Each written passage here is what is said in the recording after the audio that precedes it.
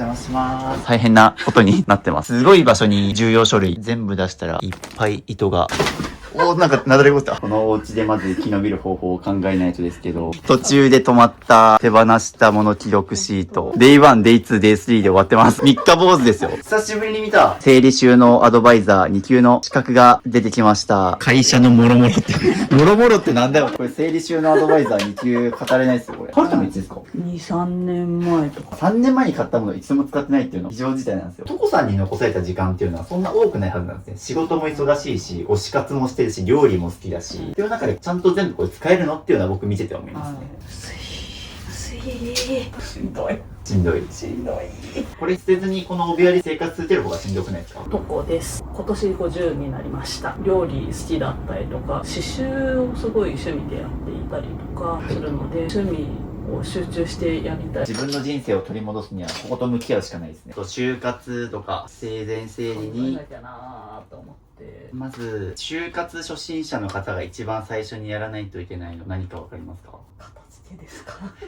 その通りでございます。着々と増えるゴミ袋。結構片付けって孤独な作業だと思ってて、トコさんってこうちょっと思い出と一緒に生きてるなっていう、多分減らした後っていうのは自分の心だったりとか、精神的に結構楽になるところあるかなと。はい、ということで2日目です。どんどん頼みます。ここが片付け終わったらどんどんね、捜索も何がどこにあってとかも探しやすくなるから、好きなものこそちゃんと片付けた方がいいです。じょーん。なんと不要品がこんだけ出ております。すごい広い。床がある。うちに床があったんですね。噛み締めてください。この床の広さを。すごい。ということで今日も物を減らしていくんですけども、今回お邪魔するのはトコさん50歳で 1K 一人暮らしをされている女性のお家になります。早速応募動機を読んでいきます。物心ついた時から部屋に物が溢れていて、50歳になった今ずっと片付けなくちゃと思って生きてきました。数年前に手放した実家もすごく物が溢れた家でした。子供の頃から片付け本や主婦雑誌の片付け特集を読んだり、数年前には片付けサロンにも参加しましたが、一時的に片付けをするものの持続力がないのか片付けきることが未だにできていません。今年の春に物を減らさないまま引っ越しました。部屋の大きさが以前の半分になり、引っ越し当日は引っ越し業者さんに苦笑いされるレベルで部屋中段ボールだらけ。布団を敷くスペースだけ取ってもらい、リアルマイクラ状態で数ヶ月過ごしてきました。夏あたりからやっと段ボールをなくし、物を減らして少しずつ床が見えてきましたが、まだまだ物が溢れているし、部屋が狭くなったからこそ物のごちゃつきにすごくストレスを感じるようになりました。最近は渋さんの YouTube を聞きながら片付けたりしていますが、なかなか思うように進まず、今年の春に50歳になり人生の折り返しを過ぎており、やりたいことはたくさんあるのに頭の片隅にずっと片付けなくちゃがあって動きたいのに動けない自分がいます。いい加減片付けなくちゃを手放して身軽に生きていきたいと強く思い、今回応募することにしました。正直 YouTube で自分の汚い部屋を見せたり顔出しをするのは恥ずかしいのですが、動画で同年代の方々が片付け終えてすっきりとした顔つきをされているのを見て、私も向こう側へ行きたいと切に願っていました。恥ずかしさを超えて部屋を片付けきりたい、そしてやりたいことに精進したい。渋さんと一緒なら50年近くできなかった片付けができると、もしご縁があったらよろしくお願いしますということで、すごい熱量で飛び込んできてくれた方になりますので、向こう側の世界へ行けるように僕も背中を押してきます。ということで動画本編に移る前にお知らせがあります。概要欄のミニマリスト支部の公式 LINE がリニューアルしましたということで、無料の LINE 追加で13個の特典があります。YouTube 未公開視聴者お片付け動画5本、コーチングで減らし終えた人との対談動画50本、手放すか迷った時の30の質問リスト、ミニマリスト思考が深まる渋の言葉50選、全10色スマホが片付く壁紙&アプリアイコン画像400個セット、生活費がわかるミニマムライフコスト計算シート、 AI の支部に相談できる AI ミニマリスト支部など、特典の配布は予告なく終了することがありますので、早めに登録をお願いしますということで、動画本編へどうぞ。こんにちは。こんにちは。はじめまして、ミニマリスト渋です。この度YouTube の方もお申し込みいただきありがとうございます。ありがとうございます。本当に物心ついた時から実家もすごい物がいっぱいあるようなうちで過ごしてきて、なんかずっとその頭の中で片付けしなきゃいけないっていうのがずっととあって、ここは一気にもう片付け切って、ちょっと次のステージに行きたいな、みたいな自分の中ですごくあって。ちょっとですね、お部屋の方をちょっと改めて、動画越しで確認させていただきたいので、そのままスマートフォン持っていただいて。キッチンは一応収納があるんですが、で、ちょっと棚が1個なくなってるんで、その分も含めて物が溢れちゃってる感じで、アーティストのグッズの T シャツでメルカリに出そうと思って、ちょっとそのまま放置しちゃってるものです。ちょっとこんな感じです。じゃあちょっと一緒に形の方頑張りましょう。はい、では失礼いたします。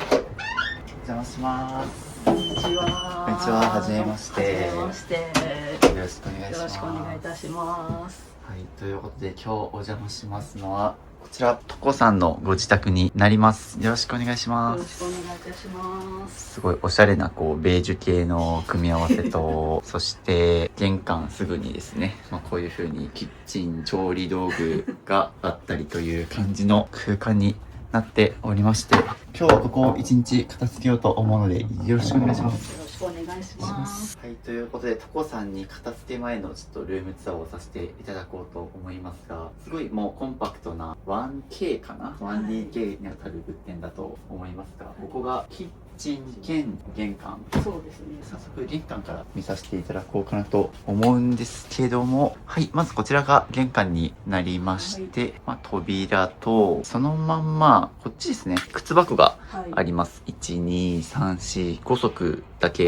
これは僕のスニーカーなので、そう考えると靴はもう現時点でだいぶ少ない。もう置く場所がないかったから、強制的にミニマリストになったみたいな、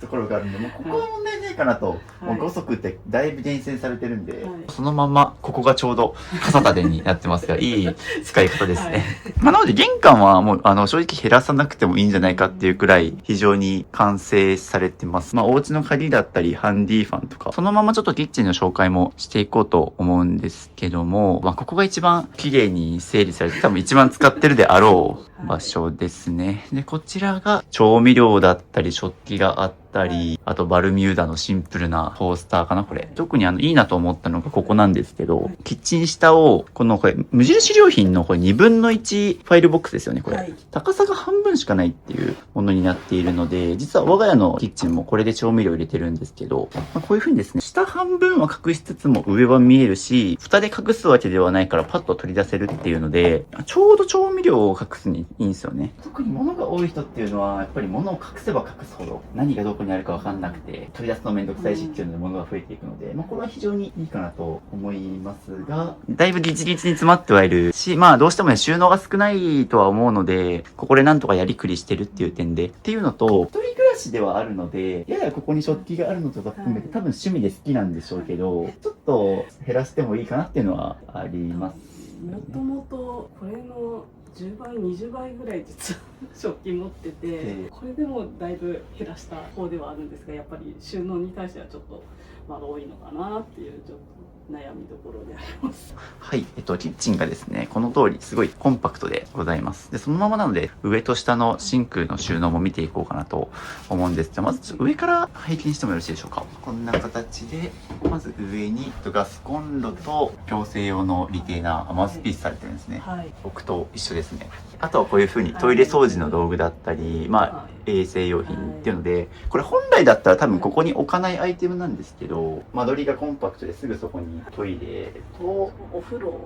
一緒と洗面間ですね。ここにあるから、動線的に近いからここにトイレ用品とかが置いてあるっていうような状況だと思います。で、あとはそのまんまこっちにもここでうまくマグネットのやつで、なので基本的に調理道具は全て吊るすっていう風になっていたり、あとここに電動歯ブラシがこちらに。こっちに電源がないんで。僕もキッチンに歯ブラシあるんで全然そこは問題なくて、なのでかなりここら辺とかも、コンパクトながらに整理はされてるかなとは思います。問題は多分下ですね。じゃじゃんというので、こっちは調理道具一式ですね。もう本当にこういう整理棚を使って上から下まで綺麗に収めてはいます。ここ自体は問題ないかなと思いますね。ちゃんと使ってるものが入ってるのであれば。はい。あとは左。まあこっちがちょっとなんか若干ごちゃごちゃ感ありますよね。はい食材が結構ごちゃっと入ってたり、もろもろですね。まあここに関してはもう少し、この周辺とかも片付けながらですね、ちょっとスペース作っていきたいなと思ってます。で、そのまんまキッチンになって、こちら、お風呂場ですね、はいここ。ちょっとここもオープンお願いします。じゃじゃーん。おー。まあ割と飽きた瞬間におーっていうくらいにはあっちこっちものが、まあどうしてもね、独立洗面台とかがないので、ここに全て綺麗にまとめなきゃいけない分、どうしても物溜まりがちだとは思うんですけど、もうあそこにね、ミニマリスト定番の歌丸クリーナーが吊るしてあったり、割ともう使えるところは全部使ったりとか、ちゃんと使ってる分生活感を出てるっていうような空間になってます。あと気になったのが何気にすぐ下に体重計がはい。ありますね。はい。お風呂出て、そのまま体重測れるからちょうどいいかな。まあ動線的にはそうですね、はいここに。なのでここが普段お風呂場洗面所として使われてるっていうような感じになります。そしてそのままこっち、まず上に食器がありまして、蓋がかぶさってるんですけども、あんまり普段使じゃじゃわないん。はい。お菓子系のは岩塩がジップロックに入ってるっていう状況で、ここに上から蓋をかぶせて、さらにその上にはマグカップなどが置いてあるという状況と、下がそのまんまゴミ袋ですね。なんとなくお掃除はい系のものと洗剤のストックだったりとか、掃除機の紙パック。はい。ここに、本当は掃除機あった。よく見ると。というような形になってて、上がそのまんまですね、はいここを肌着とかタオルが置いてあるっていう空間、プラス、ここに、洗濯物干し関連のアイテムがあるんですけど、ここって洗濯機洗濯機置く場所で、ですよね。はい。でちょっと越した時に洗濯機手放してしまったので、買うまでちょっと荷物置いとこうと思って。なるほど。だからもう洗濯機置かなかったがように物がどんどん増えていっスペーて、スあるからとりみたいなあえず置いちゃえみたいな。置きたい欲求はあるのに置けないみたいな状況になってるし、ここちなみに引っ越されてどれくらいですか？今年のゴールデンウィーク前ぐらいですね。撮影日が今11月なので、ほんと半年くらいですね。はいなるほど。じゃあ半年ずっとここに物が溜まって洗濯機が置けないみたいな状況になってるという。了解。ここは空にしないといけないですね。そうですね。あとはちょっとここに冷蔵庫がありまして、そうですね、ガムテープとか、結構ね、ここ置きがちですよね、はい物。あとはここによく使うカッターとかペンとか文具類が、こまごましたものがありまして、あと、ここにそうですね、ミトンかな、鍋敷きとか、動画見てる皆さんもね、冷蔵庫横ってすごい特にこういうマグネットとかでペタペタ貼れちゃうので、ね、隙間に物が溜まりがちなんですけども、これはもうあるあるというか、動画見てる皆さんも、わかるわっていう気持ちで今、多分見てると思いますね。ここもちょっとなので一緒に片付けていきたいんですけど、ちょっと今回あえて冷蔵庫の中見たいなと思ってて、というのもトコさんが結構見てもらったの通り、かなり料理好きそうというのがあって、ちょっと料理好きの方の冷蔵庫の中気になるというので、チェックしていただいてもよろしいでしょうか。というので、おーっと身構えてましたけども。はい。でも、すごい。卵がすごい綺麗に配置されてあって、キムチがあったり、食材はすごいヘルシーな、ありますね。なので、この辺りは特段問題はないかなというので、キッチンのここだけ見てると、そうですね、料理好きで、ちゃんと整理はされてるなっていうのは感じる一方で、問題はこっからなんですよ。はい。もうこっちのルームツアー終わったんで、続きまして、こっち。じゃじゃーん。大変なことになってます。決まってから余計汚くなった気が確かに。面談した時より悪化してる気が。YouTube のね、取れ高のためにわざと散らかしたとかでもない。じゃなく、はい。どうしようみたいな。なんでこういう状況になったのか、ちょっとトコさんにも説明をしていただこうと思うんですけども。引っ越した時、床さえも見えなくて、寝床の周りに段ボールがあるような状態で引っ越してきたんですね。で、ちょっともう、引っ越し屋さんにもちょっと苦笑いされるで、本当これぐらいの高さまで、段ボール積まれて埋まってる状態だったんですね。で、もうちょっと本当に身動き取れなくて、それこそ段ボールをテーブルにして食べてる状態で、ちょうどその3月から仕事がちょっと変わってずっと忙しくって、本当夏ぐらいまでずっとその段ボール部屋で過ごしてて、で夏ぐらいにちょっと落ち着いてきて、これはさすがにまずいなと思って、とりあえず段ボールは全部やっつけようと思って、段ボールを解体して出てきたものも少しずつ出したんですが、ちょっとてんてこまいになってしまって、あ、渋さん YouTube 募集してるんだと思って、これはもう頼むしかないんじゃないかと思って応募しました。タイミングがちょうど良かったですし、まあそれこそ引っ越したばっかで仕事も変わってあたふたしてたらもうこういう感じになりというので、ここは減らしがいがありそうなでそのまんまベッドルームを見させていただくと、ここだけはかろうじて生活されてたと思うんですけども、もう目立つのが藤井風さんのちゃんと額縁に飾って大好きなんですね、飾るくらい。最近はだいぶね落ち着いてはいるんですが、でもやっぱりこのポスター自体もすごい好きで、藤井風さんに気を取られてしまいましたがよく見るとまあこうパーカーだったりリュックだったり、まあ、帽子だったり普段使いしてる服たちが壁に吊るしてあったりとか、あと倉本フクロウかな、オフィス Q っていう事務所のキャラクターの Q ちゃんですね。なんか枕とかも結構高いのとかいろいろ試したんですけど、なんか最終的にこれ一番良くないっていろいろ研究してもう高いものを買ってこれって言ってたんですね。なのでこれは睡眠の質を追求した結果っていう、はい、これなんですね。はい。というところの枕と、あとですね、なんかここにスーツケースがベッドボードみたいになってて、見事にはまってますね。はい、実はその中に防災グッズがこれが防災カバンになってて、あとここになんかちらっと渋の文字が垣間見えて、ありがとうございます。丸善書店さんで買っていただいて、僕の書籍のこれ文庫版ですね。先月出たばかりなので、ぜひ概要欄のリンクからおかげさまで重版もかかりまして、7年前僕が書いた書籍なんですけども、こちらも買ってここで読んでたのかな枕元で、はい、気になったのはこのプチプチですね。これもちょっと引っ越しの時と、たまにメルカリで出品して送る時用で、引っ越しの時に結構大きいのガーンって買ってしまって意外と残っちゃって、めっちゃ残ってますね。はい、でそのまんま突っ込みたいところはいろいろあるんですけども、そうですね、まず床置きしてあるものがどういうものが置いてあるかっていうのをちょっと見させていただきたくて、まあ例えばですね、気になったので言うとこう無印良品のキャスターが置いてあったりとか、これは一体何をしようとしてしかも使われずに眠ってるのか。ここですか。この辺とか、あとこっちはつけてるんですけど、はい、こっちがついてない状態なので、奥2つがこれをつけて動かしたら掃除しやすいかなっていう。買ったまんままだすいませんというのでよく見ると実はベッド下にですね、そのまんま結構物がいろいろ衣装ケースがあって、空間をできるだけ有効活用しようというので、他にもですね、ここレシピ本かなが置いてあったり、ここも本ですね。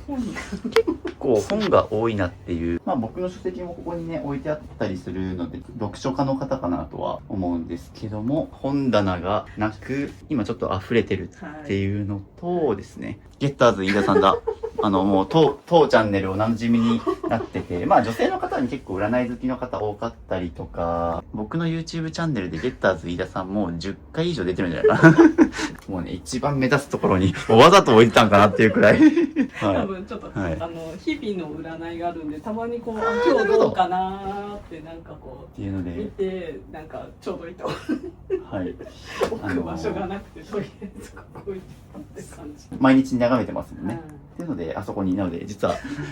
動線的に毎日使うものだから、この山積みの服の上に置いてあるっていう。ちゃんと置きたいんですよ。置きたいですね。確かに大好きな本であれば、ちゃんと飾ってですね、本棚に入れてあげたりとかしてもらうのと、こっちに生き延びるためのジムっていう、なんかもう、この背景に本あると、だいぶ壮絶な人生を送ってきたんだな、みたいな。このお家でまず生き延びる方法を考えないとですけど、はい、という感じで、やばい、もうなんか、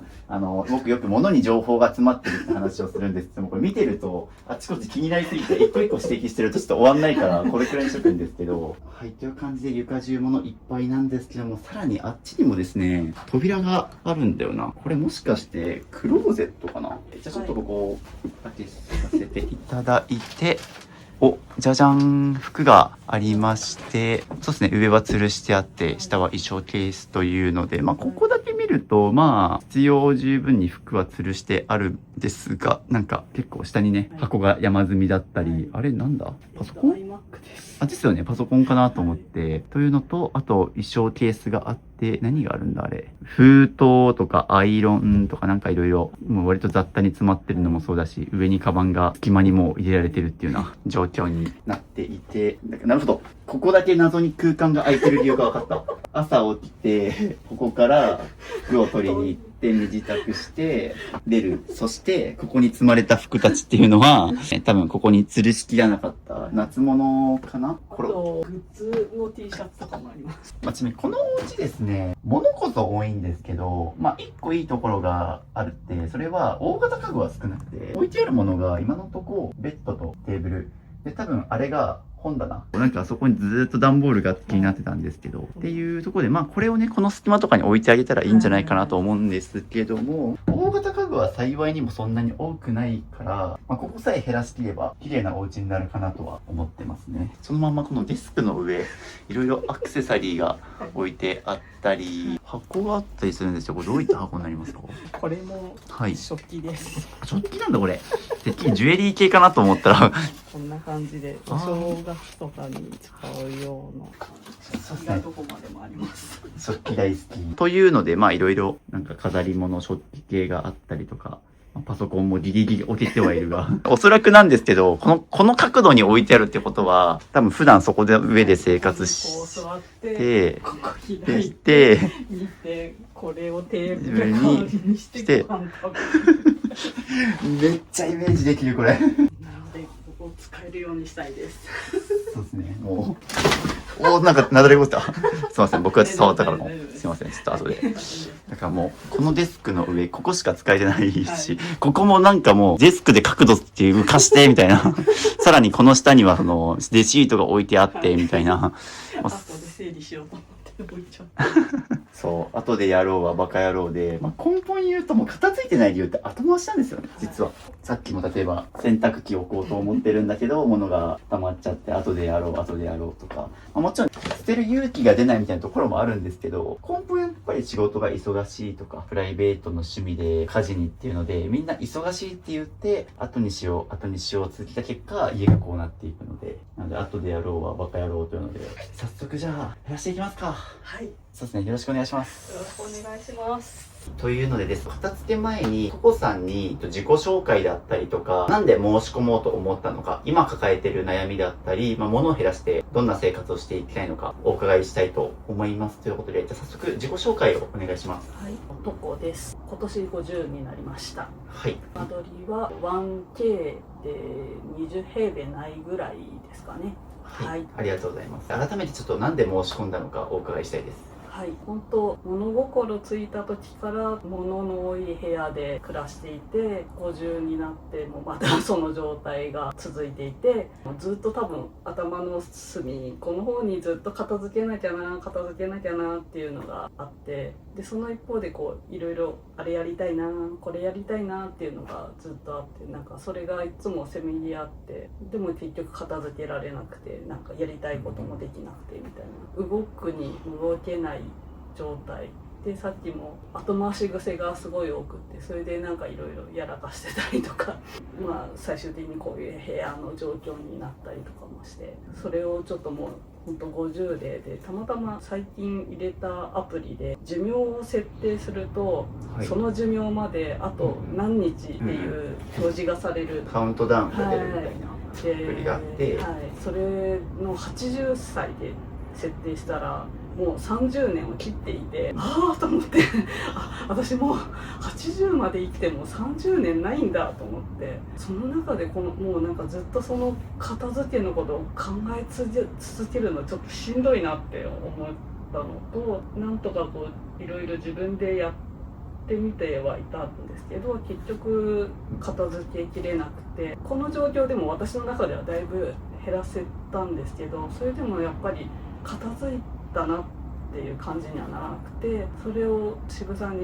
と一緒に片付けしたら片付けきれるんじゃないかなって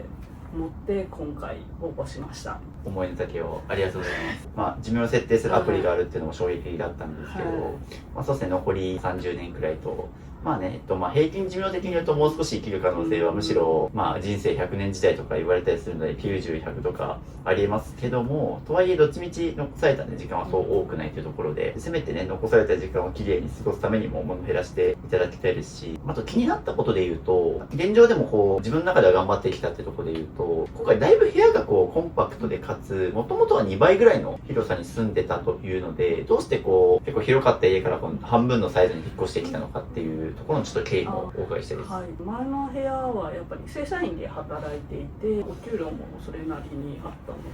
ちょっと今よりもやっぱり家賃が高かったんですね。で、今は派遣社員で働いていて、やっぱり収入が単純に減っていっ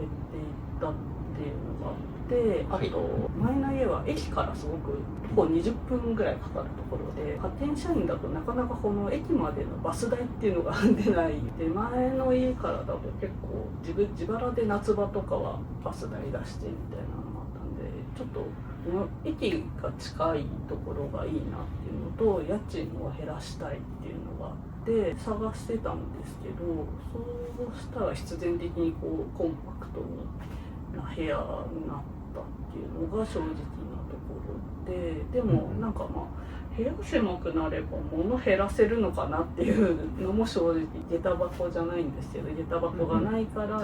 玄関が狭いから物減らそうみたいな感じになるのかなっていうのはちょっとありました。なんか今回仕事でちょっと引っ越さざるを得なかったっていうのもあるとは思うんですけど、やばい身振り手振りでちょっと当たったあれがすいません、こういう状況ではあるんですけども、まさに物を減らそうと思った時に今より小さな家に引っ越すっていうのはいい方法で、今でこそちょっとね溢れちゃってこうなってますけど、それこそ玄関とかはそれで結構減ってると思うんですよ。引っ越したことによってやらざるを得ない環境を作ってっていうのはすごくいいとは思うんですけども、引っ越してきたと同時に転職もあったから結局ね、仕事がバタバタしてで引っ越してきたはいいけどあんま片付ける余裕もないし、どんどん散らかっていく、そうですね、日々の仕事で精一杯っていう状況からこうなってしまったっていう状況ですね。でも本当に逆に言うと、いい機会だったと思います。それこそ、今後ちょっと老後に入ってきたりとかしてくると、やっぱどんどん僕、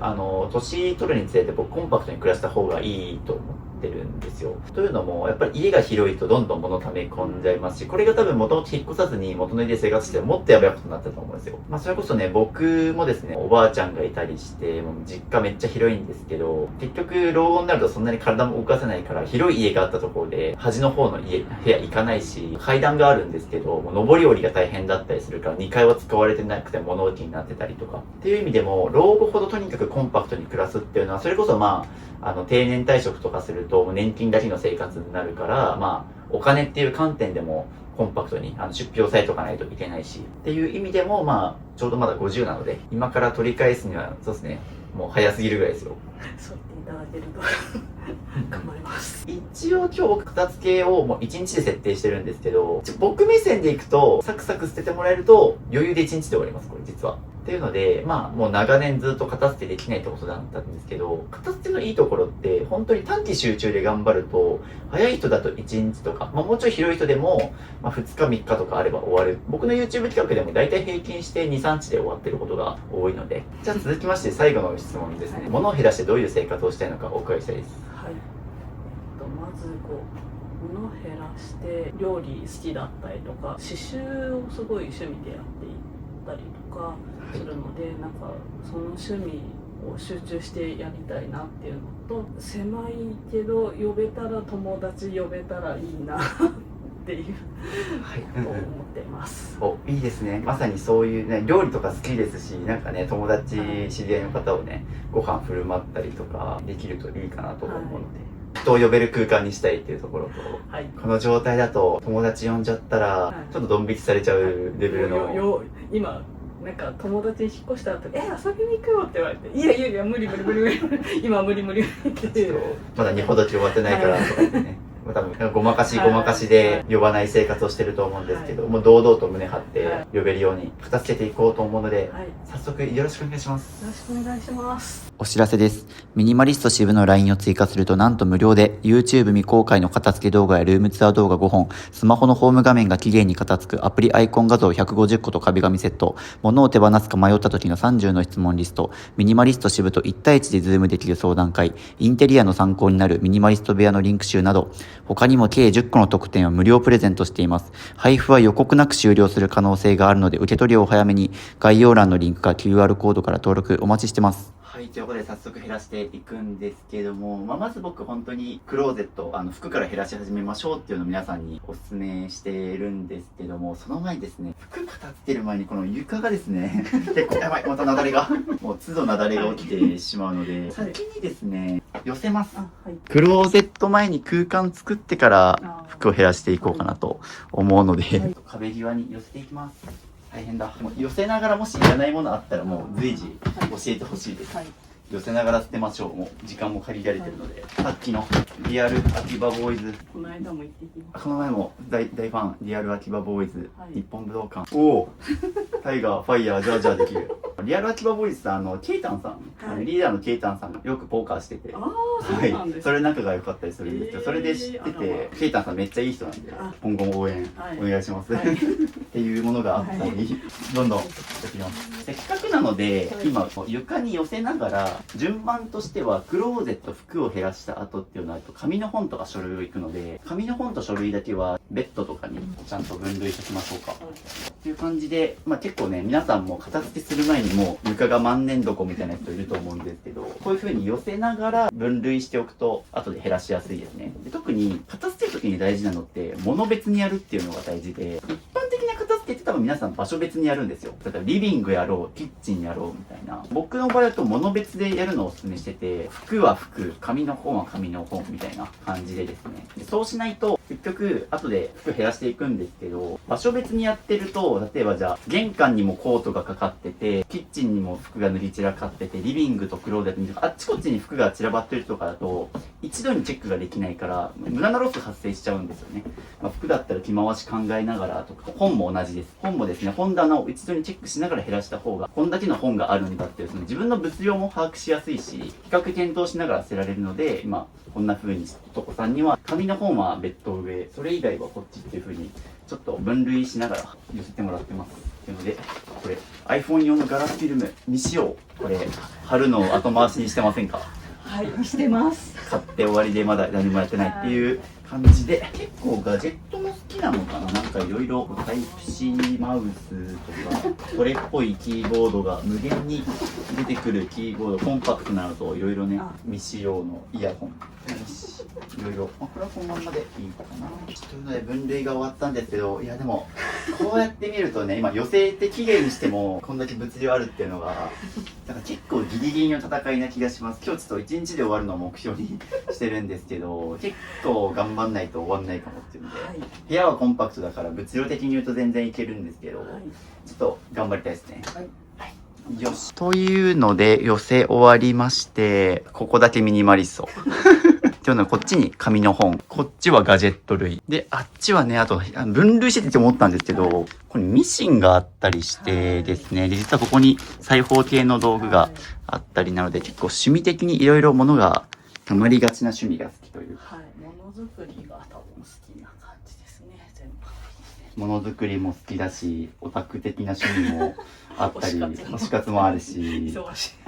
いですね。なので結構物量はありますが、頑張って減らしていきます。このような形で今床置きしてあった服とかもろもろ含めて固めてありますので、早速服から減らしていこうと思いますが、で、僕がなんで服から減らし始めてるかっていうと、服って減らした翌日から効果実感できるので、減らすモチベーション分けやすいですし、特に今女性の方とかはすごい服持ちすぎな方多いんですよね。それこそ今季節の変わり目でちょうど秋も終わって今から冬に差し掛かるっていうので、まさに季節の変わり目だからこそ服減らすのにいいタイミングで、今年着なかった夏服減らしてもらったりとか、で今から着たいなと思って冬服を残すっていうような作業をするのと同時に、減らした翌朝から服選びが楽になったりとか、とにかく効果を実感しやすくて、かつ捨てやすい順からやってるんですよね。で、服ってやっぱり皆さん持ちすぎだし、長年着けない服が眠ってたりとか、最悪ね、服ってまた手放しても、なんかまあ似たようなデザインのものって違うブランドさんから探して買ってきたりとか、買い直しもしやすいし、まあ紙の本も一緒です。この後クローゼット減らし終わったら紙の本行くんですけど、紙の本とかもね、最悪別に手放してまた読みたくなったら古本屋さんで買えば簡単に買い戻しできるじゃないですか。っていうので、結構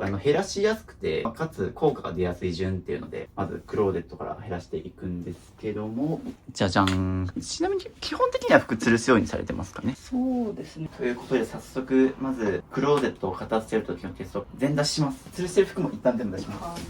出しながら少しでも迷った服あったらちょっとあっちに置いといてほしいです。というので、どんどんクローゼットから出していって、いいですね、スカートがあったり、これは迷われてるっていうので。いいですね。っていうのがもう全出ししていくことによって、これ着てないなっていうものも出てくると思います。はい。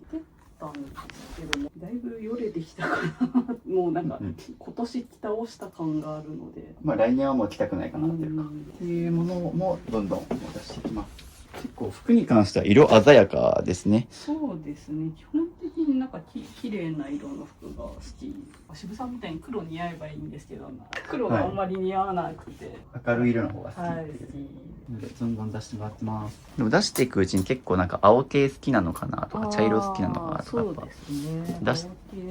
その一方で赤系紫とか結構減らしていってるんでね。服の中に服ハンガーがな、あれ数なかったと思って重ねちゃったんで。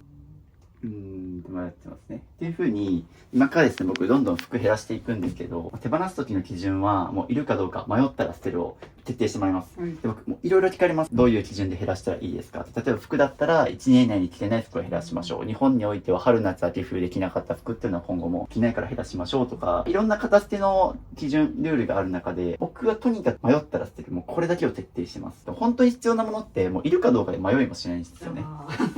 じゃあそうっていうので、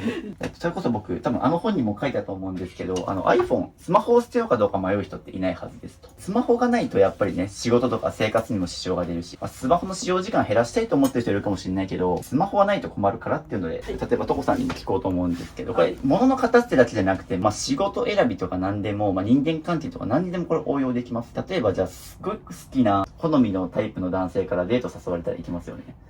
とか推しのね、それこそ藤井風さんとか何でもいいですけど、推しの方にデート誘われ行くと思うんですけど、なんかもう全然タイプでもない、興味ない人に誘われたら忙しくなりません？なんかすいません、ちょっとごめんなさい、予定があってとか。よくね、女性ってこう、タイプの人の前では暇になるけど、どうでもいい人の前では忙しくなるみたいな話あったりしますけど、それと一緒で、本当にいいなと思うに対しては迷わないはずなんですよ。即断即決で決めるはずなので、だから絶対にイエスって言えないものはノーなんですよね。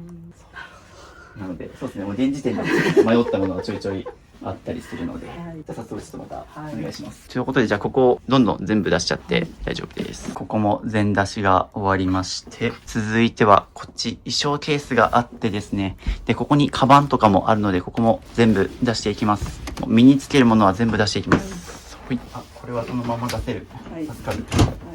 お願いします。というので、全出しをした結果、もうリビング大変なことになってるんですけども、おかげさまでここがじゃじゃん、全部空になりました。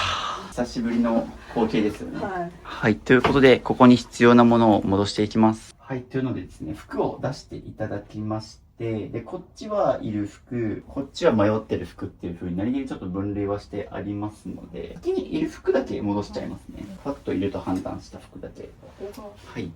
高さがないんで微妙にスカートそうなんですよね。こういう場合、僕基本的に吊るすのをお勧めしてるんですけど、ここに仕切りがあるタイプの方って、長いロングコートとかこういうスカートがかけれない問題が起きるんですけど、ちょっと一旦仮に1枚だけかけてもらってもいいですか？かけると、こういう風に当たっちゃうんですよね。こういう場合のおすすめとしてはこれですね。こんな風にスカートも半分に折って入れちゃうのがおすすめなんですけど、これあります？今ないんですよ。そうですね。他のはいっぱいあるのに。不要品はいそうなんですよ。大丈夫です。全然。スカートは本来こういう風に一旦折って入れてもらうのがおすすめなんですけど、ちょっとこれが今ないので、一旦そのまま地べたに置いてますが、これは後でちょっとまたハンガー変えます。パッと見ていると思った服はかけてもらって、であっちにですね、迷った服固めてもらってます。はい。で、ここにですね、ちょっといるかどうか迷った服たちがあるので、一個一個ちょっと理由を聞いていきたいと思うんですけど、まずカバンがありますね。こちらのカバンは母が作ったもので、すごいデザインは気に入ってるんですが、最近結構カジュアルめの、スニーカー履ったりとかパンツとかも多かったりとかして、ちょっと使う機会が減ってしまったなーっていう。デザインとしてなんか物としてはすごい好きなんですけど、使用頻度はもうだいぶ落ちちゃってる。まさに使用頻度って言葉が出たんですけど、そういうふうにあんまり使ってないものに関しても減らしてもらって大丈夫なので、こちら大丈夫でしょうか。はい。ありがとうございました。お母さんからの、もうたくさん使われたとは思うので、じゃあこの要領でどんどん、こちらはこれは実は今年買ったんですけど、ネットで買っちゃったのでサイズ感が分からなくて、ちょっと大きめの買ったら思ったより大きくってダボダボすぎてなんかサイズ感が合わないなっていうのと、丈もちょっと長くて、色はすごい好きなんですけど、ちょっと使いにくいなっていうのがあって。そうですね。で、まさにネットで買ったっていう話が出たんですけど、もう僕いろんなご家庭行ってるんですけど、間違いなくみんな通販で買った人は失敗してます。僕だからもう店舗に行って必ず試着してくださいって言ってるんですけど、やっぱ皆さんネットで見てなんかモデルさんが来てて可愛いからっていうのでパッと見て、しかもネットって最悪買って失敗しても到着して何日以内だったら返品できますみたいなのでつい買っちゃうんですけど、結局届くと、サイズ違ったな、失敗したと思いつつ、結局お仕事が忙しかったりして後回しにして返品期限過ぎてるっていうような形になったりとか、なんとか着こなしてごまかせるかみたいな感じで使おうとしたりとか、特に物減らしたい人っていうのは極力ネットで買わない方がいいです。ネットで見ても店舗に行って確認してからとか。なのでそこはちょっと反省点ですね。というふうに減らしながらなんで捨てることになったのかっていうのを皆さんに考えてもらいたくて、やっぱり捨てるからには何かしらの理由があるんですよね。さっきみたいに使用頻度が減ってもう十分使ってきたとかあれば、今みたいに通販で失敗したみたいな、もしかするとこれから捨てていく服にもそういう通販のものあるかもしれないしとか、サイズがダボダボすぎたとか、いろいろ捨てていくことにつれて原因分析していくと、なんで自分がこういう時に失敗するんだなみたいなことの傾向が分かってくるので、なのでちょっと捨てる時には理由も考えてもらうっていうのをお願いしてます。という感じでどんどんいきましょうか。これはもうすごい色も形も気に入ってたんですけど、もうだいぶ白んできて、よれてきて着倒した感があるので、もうこれは大丈夫。来年の夏はもういいかなって。こちらじゃ大丈夫ですね。はい。こちらは実はこれと色違いで。色違いでセットで。はい。どっちも色も形もすごい好きで、今年も結構いっぱい着ましたんですが、これも結構前に買ったものでだいぶよれてきたかなっていう感じなので、もう着倒したかなっていう。というので、ちょっとよれてるっていうキーワードがちょいちょい出てきたんですけども、今まで聞いた上で思ったのは、できるだけちょっとシワになりづらい服買った方がいいかなっていうのもありますね。やっぱりよれたりするとシワが気になって着なくなるっていうのが男さんの傾向としてあるので、できれば今後はもうアイロンも必要なそうな服、洗濯乾燥をかけてで吊るしといても自然に取れるものってあったりするので、どっちかというとそうですね、なんかちょっと素材的にシワになりやすいのかな。このままでもいいとは思うんですけど、なんか人によっては着るのかなってラインではあるけど、僕はちょっと気になりますね、確かに。っていうふうに自分がそういうふうにやっぱシワ気になるなと思ったら、それを気にしながらね、着ないといけないじゃないですか。だからこの時に考えてほしいのは、これを着た自分が輝けるかっていうことですね。例えば着てる時にやっぱシワがあるからちょっと堂々とできないみたいなマインドになっちゃうので、そういう意味では気になるんだったらもう手放した方がいいと思いますし、もっともうアイロンがけとかまでしてまで着たいと思いますか？今はもういいかな。そうですね。なのでこういうメンテナンスとか手間かけてまで着たいかっていうのは考えて、イエスって言えないのであれば手放した方がいいですね。じゃあ最後こちら。ボトムス結構濃い色買うことが多くて、でちょっと明るい色欲しいなと思って買ったんですけど、さっきと一緒かもね、シワになりやすい。これもちょっとシワが気になるっていうので、確かに特に下ですね。結構この下のところがシワができやすいっていうので、引っ越してきてどうしても下が引っかかって、アイロンをかけてもかけとくとこがシワになって、着る時にかけるのはちょっと面倒くさいなって思って敬遠しちゃってて、今年結局着なくなっちゃったなっていう印象がありますね。どっちみちちょっと傾向としてシワになって着なくなった服っていっぱい出てきたので、今後はなので例えばシワにならない服どう見極めるかっていう話なんですけど、まず一つシワになりやすい服の特徴として薄手のものっていうのがあります。さっきのそうですね、 T シャツとかでもそうなんですけど、結構生地が薄いものっていうのはどうしてもやっぱシワができやすいです。逆に今、トコさんが着てる、これ結構多分中厚だと思うんですよ。僕も夏場同じようなもの着てるんですけど、とか僕が着てるやつもそうですね。僕もシワができる服嫌いで、僕もシワ気になるんですよ、結構。なので、薄手のもの買わないようにしてるんです、あんまり。まあ、薄いやつ通気性が良かったりするし、シルエットもこう、落ち感が出たりして、綺麗だったりするんですけど、シワができやすいってところ。今後はなんか今着てるような、まあ、もう少しちょっと中厚手くらいのものにしてあげた方が、シワはできにくいです。シワができるかどうかもう一個見極める方法としては、成分表示のタグを見ていただいて、買う前にタグを見ていただくと、ここで言うと、リネンって書いてますね。で、表地がリネン 100% っていうので、そう。まさにリネンって、まあ、夏場とかすごい季節感があって、まあ朝とかそうですけど、通気性涼しげな感じがして可愛いと思うんですけど、手入れの感に関して言うと、やっぱシワができやすかったりとかするので、そうですね、リネンに限らず、例えば冬だったらウールとか、ウールとかだと、まあ毛玉ができやすいとか、重いみたいな、そういった季節性があるものって可愛いです。可愛いし、おしゃれなんだけど、僕たちみたいなそのアイロンするのがめんどくさいとか、ズボラな人にはあんま向いてない生地感ですね。で、おすすめは中厚手の綿素材のものとか、まあ、あとポリエステルとか、そのあたりだと化学繊維ですけど、シワになりづらいです。なんで迷っ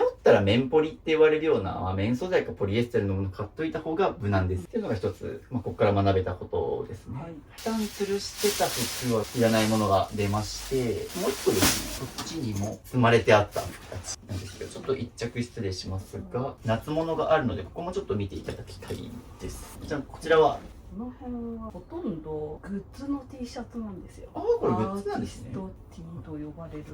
もので、これはちょっともうサイズがぴったりめで着ないなぁと思って。これはじゃあ大丈夫、はい、まあ、だからここは着てる着てないというよりは趣味のアイテムっていう。そうですね。逆に言うとちょっと捨てづらいかもしれないんですけど、おすすめは、まあここから先にちょっと捨てづらいものも出てくると思うんですけど、捨てづらいものがあったらこれはもう写真撮って捨てるっていうのをおすすめしてます。趣味のものとか思い出のもので捨てづらいものは写真撮ると捨てやすくなるし、写真撮った方が 20% 多く捨てれるみたいなデータもあったりするので、迷った時は写真撮るっていう。これは大丈夫ですね。はい、スマホを。片付け中みんなよくスマホなくします。この時は Apple Watch で iPhone を探すっていう機能がありまして、おお、ここだ。埋もれてる。もう僕この音もう100回以上聞きましたね。まあ片付け中もそうだし、物が多い人結構スマホなくすんで、そういうのでスマホも見つかったので、これを撮っていただいて。はい、今写真撮っていただいてます。という風にこんな風に写真を撮っていただいたので、これでもういかがでしょうか。はい、大丈夫です。木です。どんどん行きましょうか。こちらがこの辺が風くんですね。これ何ですか？キラリっていう曲があってそれのイメージみたいです。これ藤井風さんのキラリはさすがに俺もわかるわ。はい、これでも現代人が見たら Google のジェミニのアイコンだと思います。チャット GPT について有名な AI 多分 Google のジェミニっていうのがあるんですけど、俺それかと思いました。多分ジェミニより先だと思います。先ですね。キラリのが先です。こちらはでこれは結構着てはいたんですけど、もう着なくなってしまいました。大丈夫です。そうですね。って感じでこれもどんどん手放していきます。まあなんか結構今のところはかなりいいペースで捨てれてるので、まあそうですね。すごい素敵なグッズであると思うんですけども、現状は現状なんで、こういったものもどんどんね、減らしていかないと。もっとね、余裕があればあれですけど。そう、だから見てる皆さんに考えてほしいのは、思い出を大事にして、このお部屋で生きていくのと、大事な思い出だけど手放してスッキリした空間で暮らすどっちがいいかっていうのを天秤に書いてほしくて。でもなんか、今話してたらそのホールで見たライブのことはすごい覚えてるので大丈夫です。そうでまさにそうなんですよね。で別に物を捨てても物にまつわる思い出はね、まあトコさんの頭の中にありますし、まあ、さっき捨てづらいものは写真撮ったらいいよって言ったらそれが理由で、まあ、最悪写真撮っとけば当時の思い出っていうのを思い返せるので、そうですね、こういったものも家が広くて家政婦さんも雇えて、ね、お金もいっぱいあったらいけると思うんですけどもね、現状そうも言ってられないので、こちらじゃあどんどんいきます。写真撮ろうかな。あ、いいですね。デザインが凝ったものとか、作る側の視点も見ちゃうんで。なるほどね。なんか、こうするんだみたいな。なるほどねみたいな思って、作り手のこと考えちゃうと余計捨てにくいっていうのはあるかもしれない。わかります。僕も自分で商品作りとかしてるんで、例えばこの無印の子見た時に、商品の梱包ってこういう風にビニールの上に紙シール貼って、この紙シールはこういう風にデザインしてるとか、なんかいろいろコストとかもめっちゃ考えるんで、このパッケージにすると価格を抑えられるんだなとか、中身見えて分かりやすいなとか、僕も結構商品パッケージとかあって、自分も商品作る時にめっちゃ考えるんで、みたいな。そうですね。そうですね。沢さんは自分で最近はデザインとかされてるんで、そういうのも含めていいなぁと思って買ったんですが、使わないな。そうですね、使わないなっていうので、実は今山積みにされてあった服全部捨てました。はい。一着も残すことなかったんで、まあ、だからこそ積んであったんですよね、多分。はい。物としては好きだけど使うものではないみたいなので多分避けてたのかなって気がします。もうまさにそうですね。物としては好きだけど使うものではないってものが多分いっぱいあるんですよ。はい。これを減らしていかないといけないです。まさに。はい。で、もう、ね、今状況が状況だから、そういう生活に必要ないものは極力減らしていかないと、やっぱりこの家片付かないので。結構捨てづらいものもいっぱいあると思うんですが、どんどん行きましょう。はい、おー、というのでゴミ袋が1個完成しました。どうでしょうか。なかなかやっぱり自分だけだとか、はい。ずっとさっき言ったように物としては好きっていうのがどうしても引っかかっちゃってて手放せないのがあったんですけど、入れたらもう大丈夫だみたいなもう OK だって思いました。おー、大丈夫です。そうですね。なのでここからでもこれ繰り返しにつれてどんどん減らすスピードとか判断も速くなってくるんで、この調子でこのお家を形でいきます。という感じで今どんどんいる服だけをかけていってるんですけども、まだ実はちょっと後ろにね、衣装ケースがあったりしても置くスペース、もうこっちに置くスペースもないからキッチンに入れてますけど、ちょっとそこから服も持っていきましょうかね。衣装ケースにちょこっとだけある。これもったいないですね。4着のためにこの大きい衣装ケース使ってるから、すごいもったいないっていうので、ちなみにこちらは着られてますかね。ここにもありました、あります。まだと。まだあったんで、ちょっとどんどん見ていきますが。すごい形が大好きでなんですけど、あまりこの色着なくなってきたかなと思ったのと、さっき言った急に暑くなっちゃうので、あとカーディガンだったらすぐパッて外でも脱げるんですけど、セーター脱ぐんで結構大変だなって最近思って。それめっちゃ大事です。はい、体温調節しやすい服の方がいいってことなので、はい、今結構もう本当に普段着てる服だけがかかってるんですけど、まあこちらに似たような色味のものが、青系のものありますし、あともう少し薄手の厚くなりづらいもので、まあニットも結構ねあるので、っていう風に手元の服と見比べながら、もうニットもいっぱいある、体温調整しやすいものがある、だからこれ減らそうみたいなっていうような考え方ができるので、まあクローゼットを一気に片付けるのがおすすめというので、なのでそっちのニットはじゃあ減らしていただくという感じで。そう、でも出かける時に私の年齢でこれ着て出かけるのはどうかなって思ってずっと部屋で着てた。部屋着他にありますよね。そうですね。っていうのと、今みたいに脳裏に自分の年齢と合ってないかもと思ったら捨てた方がいいと思います。別に僕はどっちかというとどんな年齢重ねてもなんか僕ドピンクの人とか知ってるし、なんか全然ねいくつになろうと好きなスタイルで着ればいいと思うんですけど、それが自分の中でこうクエスチョンマークが出てきたらそれは強気だと思ってて、多分街中で着てても着たいから着てる一方で、うわちょっとこれ私恥ずかしくないかな、年齢相応じゃない風に見られてるんじゃないかみたいなちらつきますよね。こうなったらもう手放すサインですね。これは写真撮ります。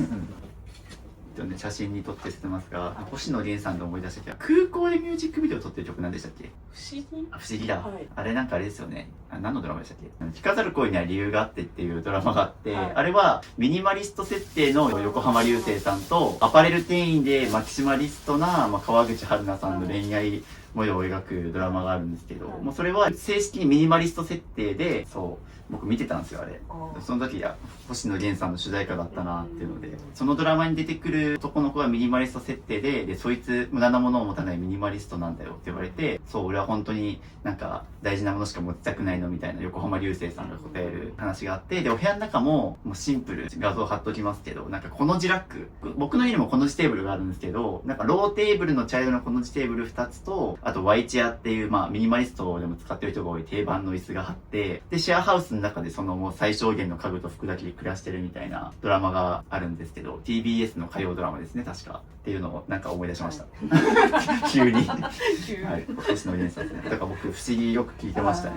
そうだったっていうので一袋できたんですけど、まだ終わってなくてですね、ベッド下にこの通りまだありました。やばい。部屋着パジャマとかね、パジャマですね。了解です。ここも一旦全部出していきます。というので、もう衣装ケースにベットしてからどんどん出しましょうか。カバン。カバンが、急なカバン急なカバンと、これのカバー。布団カバーが。まあ、これも状況的に言うと、なんでこう、カバンとここが一緒になってるのみたいなのももちろん、はいこう突っ込みどころはあるんですけども、まあ、こういうことが起きないために、物別で片付けていくんですけど、やばい。奥の方、物出しちゃって、片付けるために移動に移動を重ね、そうなんですよ。これがめんどくさくて片付けが進まないっていう感じだったと思うんですけど、まあ、今日減らし終わったらもうしなくて済むので、そしてこの衣装ケースからですかね。あれからでなんか上にレターセット積まれてるみたいな。これ完全なデッドスペースですよ。びっくりしました今自分で。そうですよね。でこっちもなんだろう、ラグですね。とか、それは夏用のマスク。まあ、ここはですね、寝具周辺で使う部屋着パジャマだったりとかベッドシーツがあるんですけど、先にこのラグですね。これ使います？間違いなくいらないで言うと絶対いらないんですよね。もうラグ敷くスペースないし、これ前のお家で使ってた。そうですね。これ旅先で買ったもので、トルコで。はい。で前の家では一応使ってたんですけど、素材がザラザラした感じで素足で歩くとちょっと気になる感じだったんです。柄とかはやっぱ気に入って買ったんで一応持ってきたんですけど、まあトルコ旅行の思い出もあるし、まあまあ高かったので10万とかはしないけど、まあでも、まあ、10万くらい近いの、はい、それもあって捨てられてる。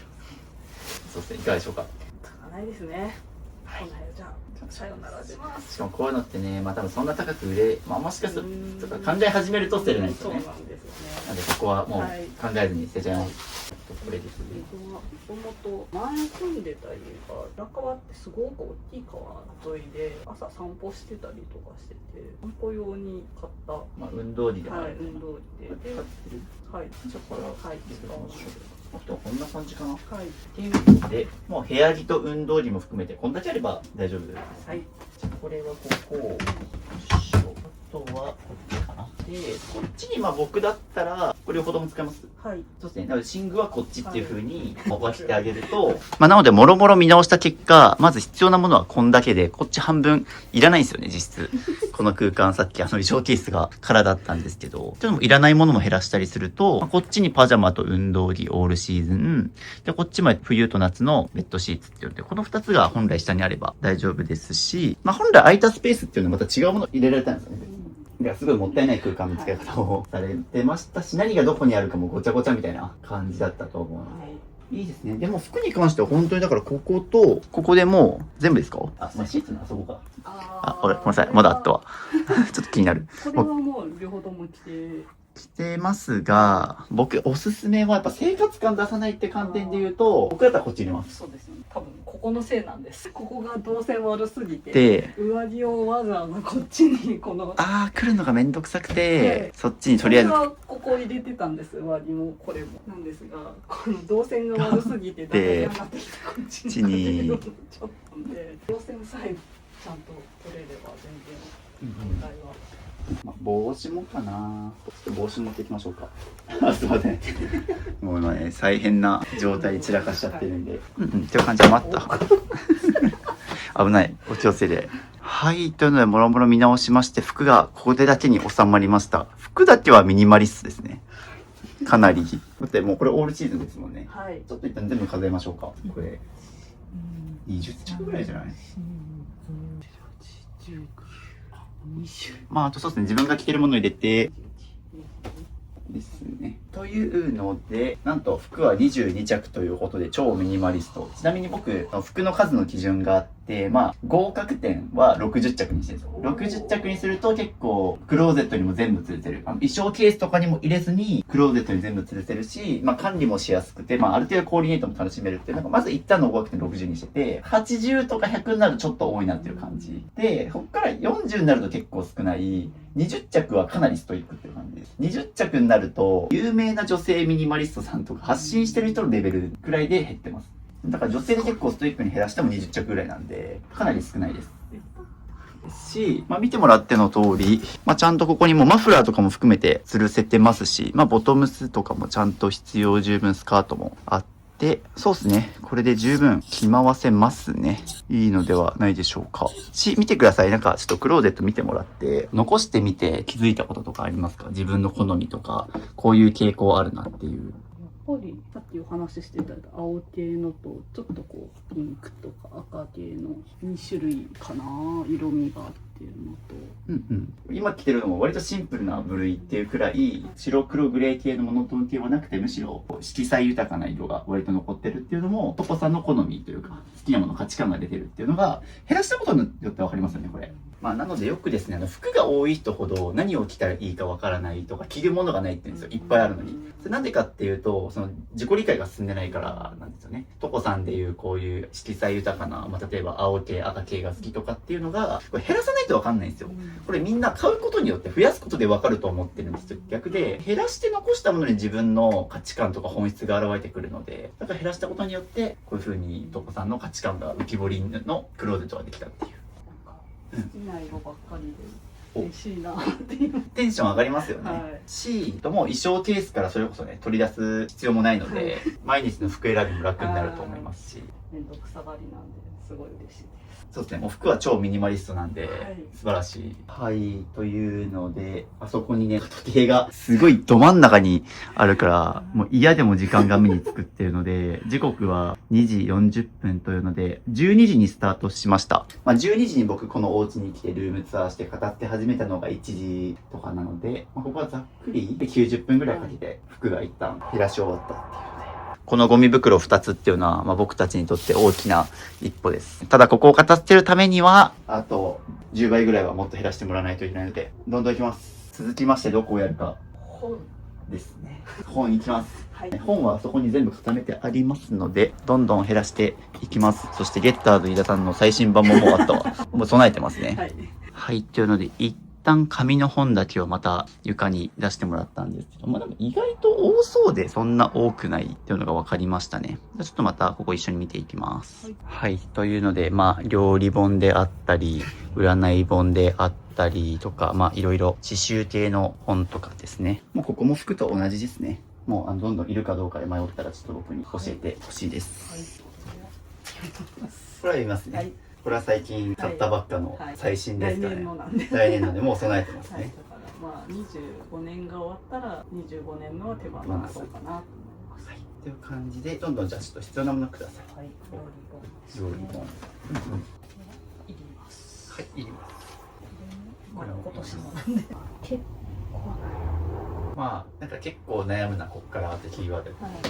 ど、迷ったものほど捨てた方がいいですね。ここから先で言うと、でこっから先も多分結構趣味のものとかいっぱい出てくると思うんですけど、こう今結構手放そうかなっていうものって心の負荷すごく大きいと思うんですけど、逆に言うとこういうものを残し続ける結果このお家ができてるってことを考えると、捨てづらいって思うものほど減らした方が変化が大きいです。っていうのは一つ頭に入れてほしいですね。だからみんなちょっとこれ迷う、捨てづらい、残すっていうことをやるんです。逆なんですよね。そういうものほど減らしていかないと片付かないし、変化も大きいので、そこちょっと基準をちょっと厳しめにして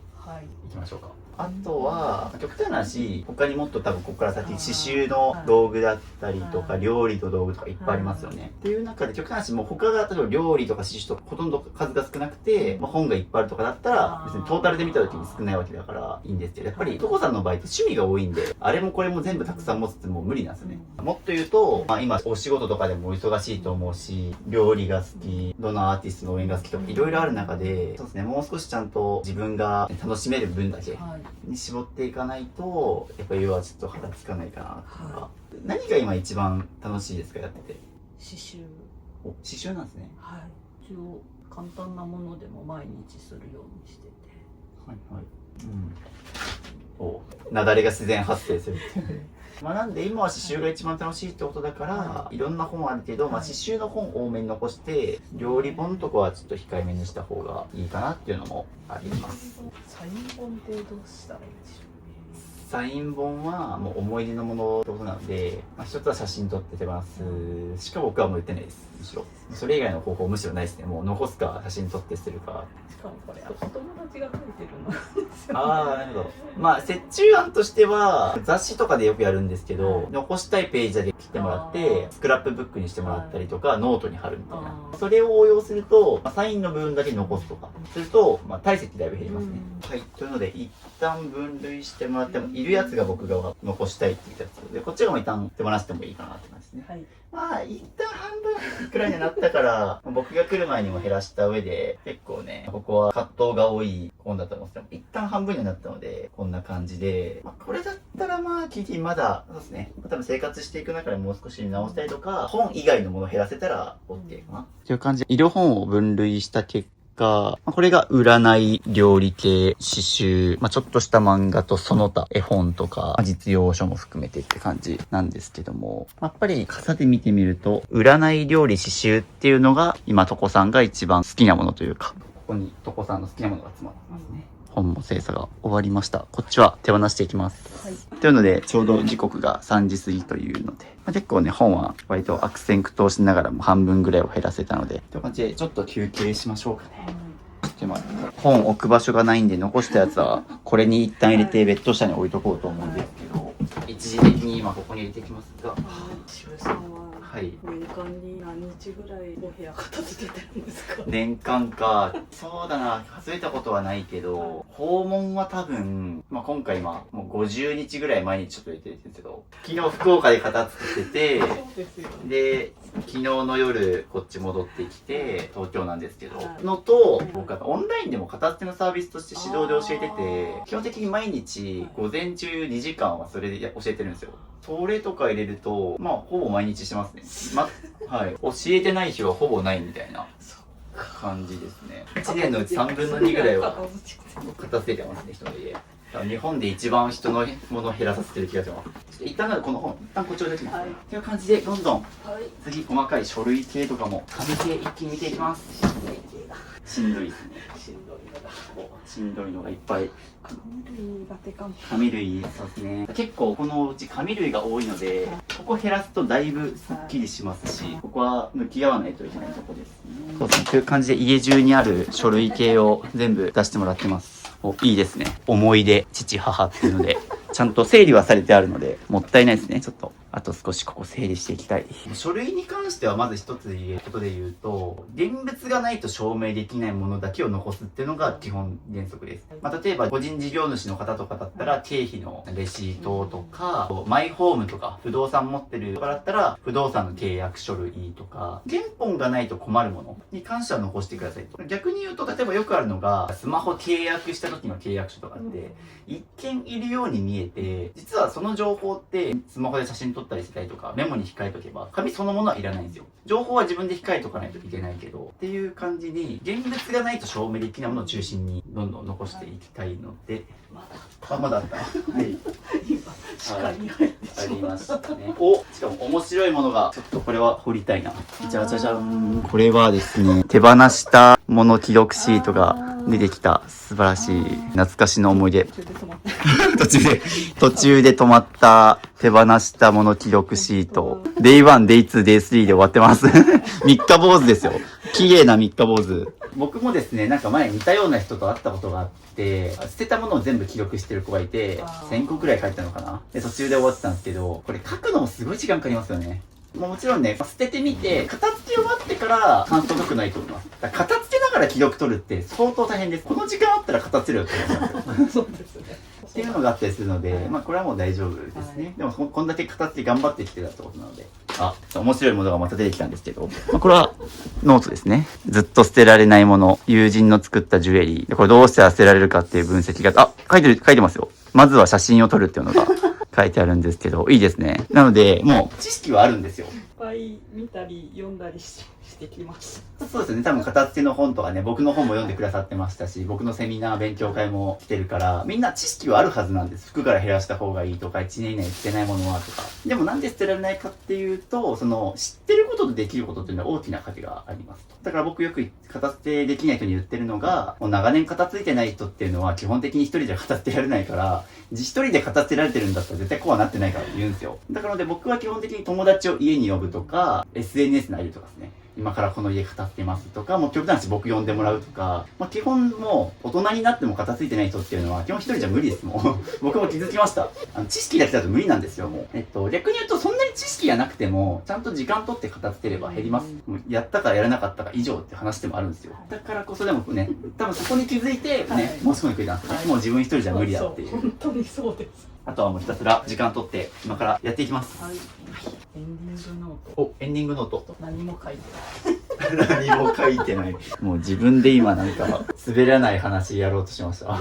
ちゃんとオチ自分で作って。エンディングノート。あれですね、生前整理とか就活のためのものなんですけど、ここに例えば自分の SNS のログインの情報とか銀行口座はこことか、ご家族とかに自分が何かあった時のために情報をまとめておくノートですね。これやろうとして、はい、母が亡くなって一人身なので、ちょっと自分のことちゃんとしなきゃかなと思って思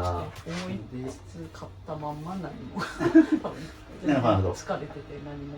書いてない。一応そういう買うきっかけはあったがやってないみたいな、形から入ったけどって感じですね。そうですね。一時期だからそういうちょっと就活とか生前整理に考えなきゃなと思って、まず就活初心者の方が一番最初にやらないといけないの何かわかりますか？片付けですか？はい、その通りでございます。もちろんね、こういうのも余裕あったらやってもらった方がいいんですけど、まず一旦捨てちゃっていいです。で、別に言うと、生前整理の情報って必ずしもエンディングノートに書く必要ないです。例えば僕やってる方法としては、Google Keep とかiPhone のメモ帳とかってあると思うんですけど、僕あそこに情報まとめてるんですよ。自分のログインパスワードとか、口座の情報とかもろもろ。で、それを妹と家族とかに URL 共有してるんですよ。常に情報更新してるんですけど、そこ書いとけばもう家族の人見れるんで、みたいなことでもいいです、最初は。やっぱ最初物理から入ると結構大変なんですよね。物理の場合って書くのもそうだけど、書いた後にどこに置いとくかみたいなとこ知らせないといけないし、片付けとかないと何がどこかっていうのもあるけど、で、こんな挟まってたらわかんないですよね。わかんないですよね、そう。っていうのがあるから、初心者の方はまず物を減らすっていうのと、iPhone のメモ帳とか、Google Keep みたいなそういうメモ帳、デジタルのメモ帳に書いといて、URL だけ知らせとけば、割と簡単じゃないですか。っていう感じで、どんどん減らしていきます。こんな不正も。おー、動画を撮って処分するっていう、タスクは書いてありますけども、行動に移すのかな。じゃあ、今やりましょうか。はい。写真撮るっていうのはなんとなく自分でもやってたんですけど、動画かと思っ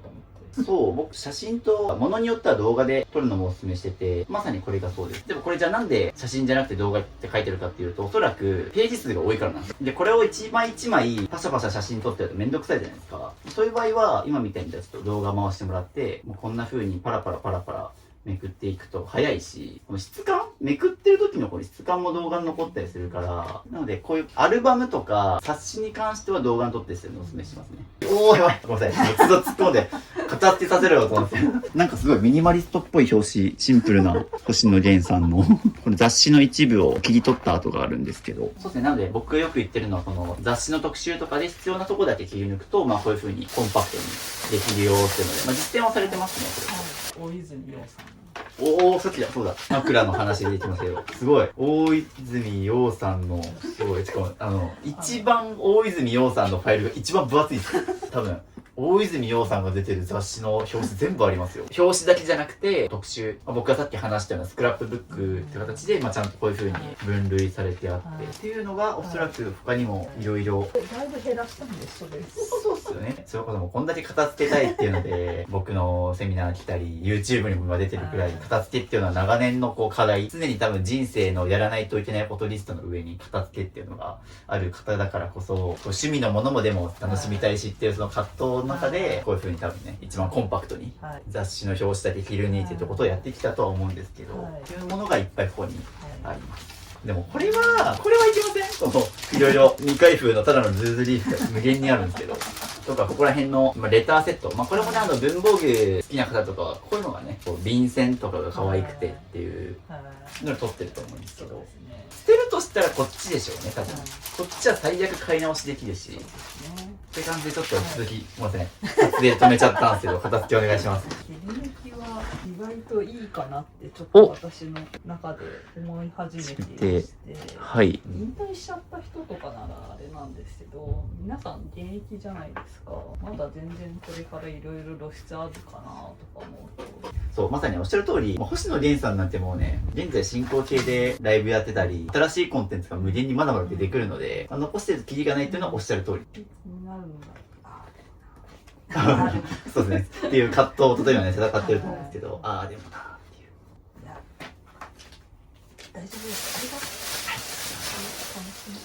う。まあね、こういう風に一応動画にもね、思い出としては残ってますし、星野源さんが見てないことだけに、ファンの方とか、まあね、さっきもう繰り返しになるけど、捨ててもね、好きですから。はい。でもさっきいろいろ集めてたものを手放しましたよね。すごい決断しちゃいますね。ここだけ見ると、そんなめっちゃスペース取ってものじゃないけど、管理コストって意味で、自分の精神的にすごい楽になったところはあると思う。はい。なんか好きだけどなーみたいな。そんな頻繁に見ないですよなーみたいな。今刺繍やりたいとかね、そうですね。ハマってるものが他にあると思いますので、なんか好きをものにしちゃうんですよね。好きをものにするっていうキーワードが出ましたけど、なんか好きだからグッズ買うとか、好きだから雑誌買っちゃうとか。好きだから作るとかですよね。うん形にするっていう。形にすることで思い出を噛み締めてる、味わってるところもあると思うんですけど、そうなんですよね。やっぱり物理的なものっていうのはもう見てもらったのと空間を圧迫するし、もちろんね、メンテナンスしたり管理もしなきゃいけないから、だから今の時代僕よく写真撮れって言ってる理由はそこなんですけど、もちろん現物の温かみとかあると思うんですけど、やっぱり現物で残しちゃうともうどんどん家散らかっていくから、最悪今ね、本当にもう Amazon、メルカリとかいろいろもう物流もめっちゃ加速してるから、こういうのって欲しくなったらまた買えるし、絶対どっからしたら手に入ります。物は巡り巡ってまた戻ってくるんで。はい、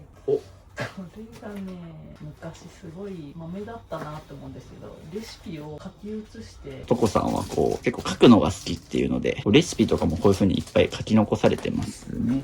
レシピとかも今極端し、スマホとかで見ません？はい。よく作るものは iPhone のメモに入れ込んでるんですよ。はい。自分のレシピとして。なんでここら辺の手書きのもうレシピは大丈夫ですね。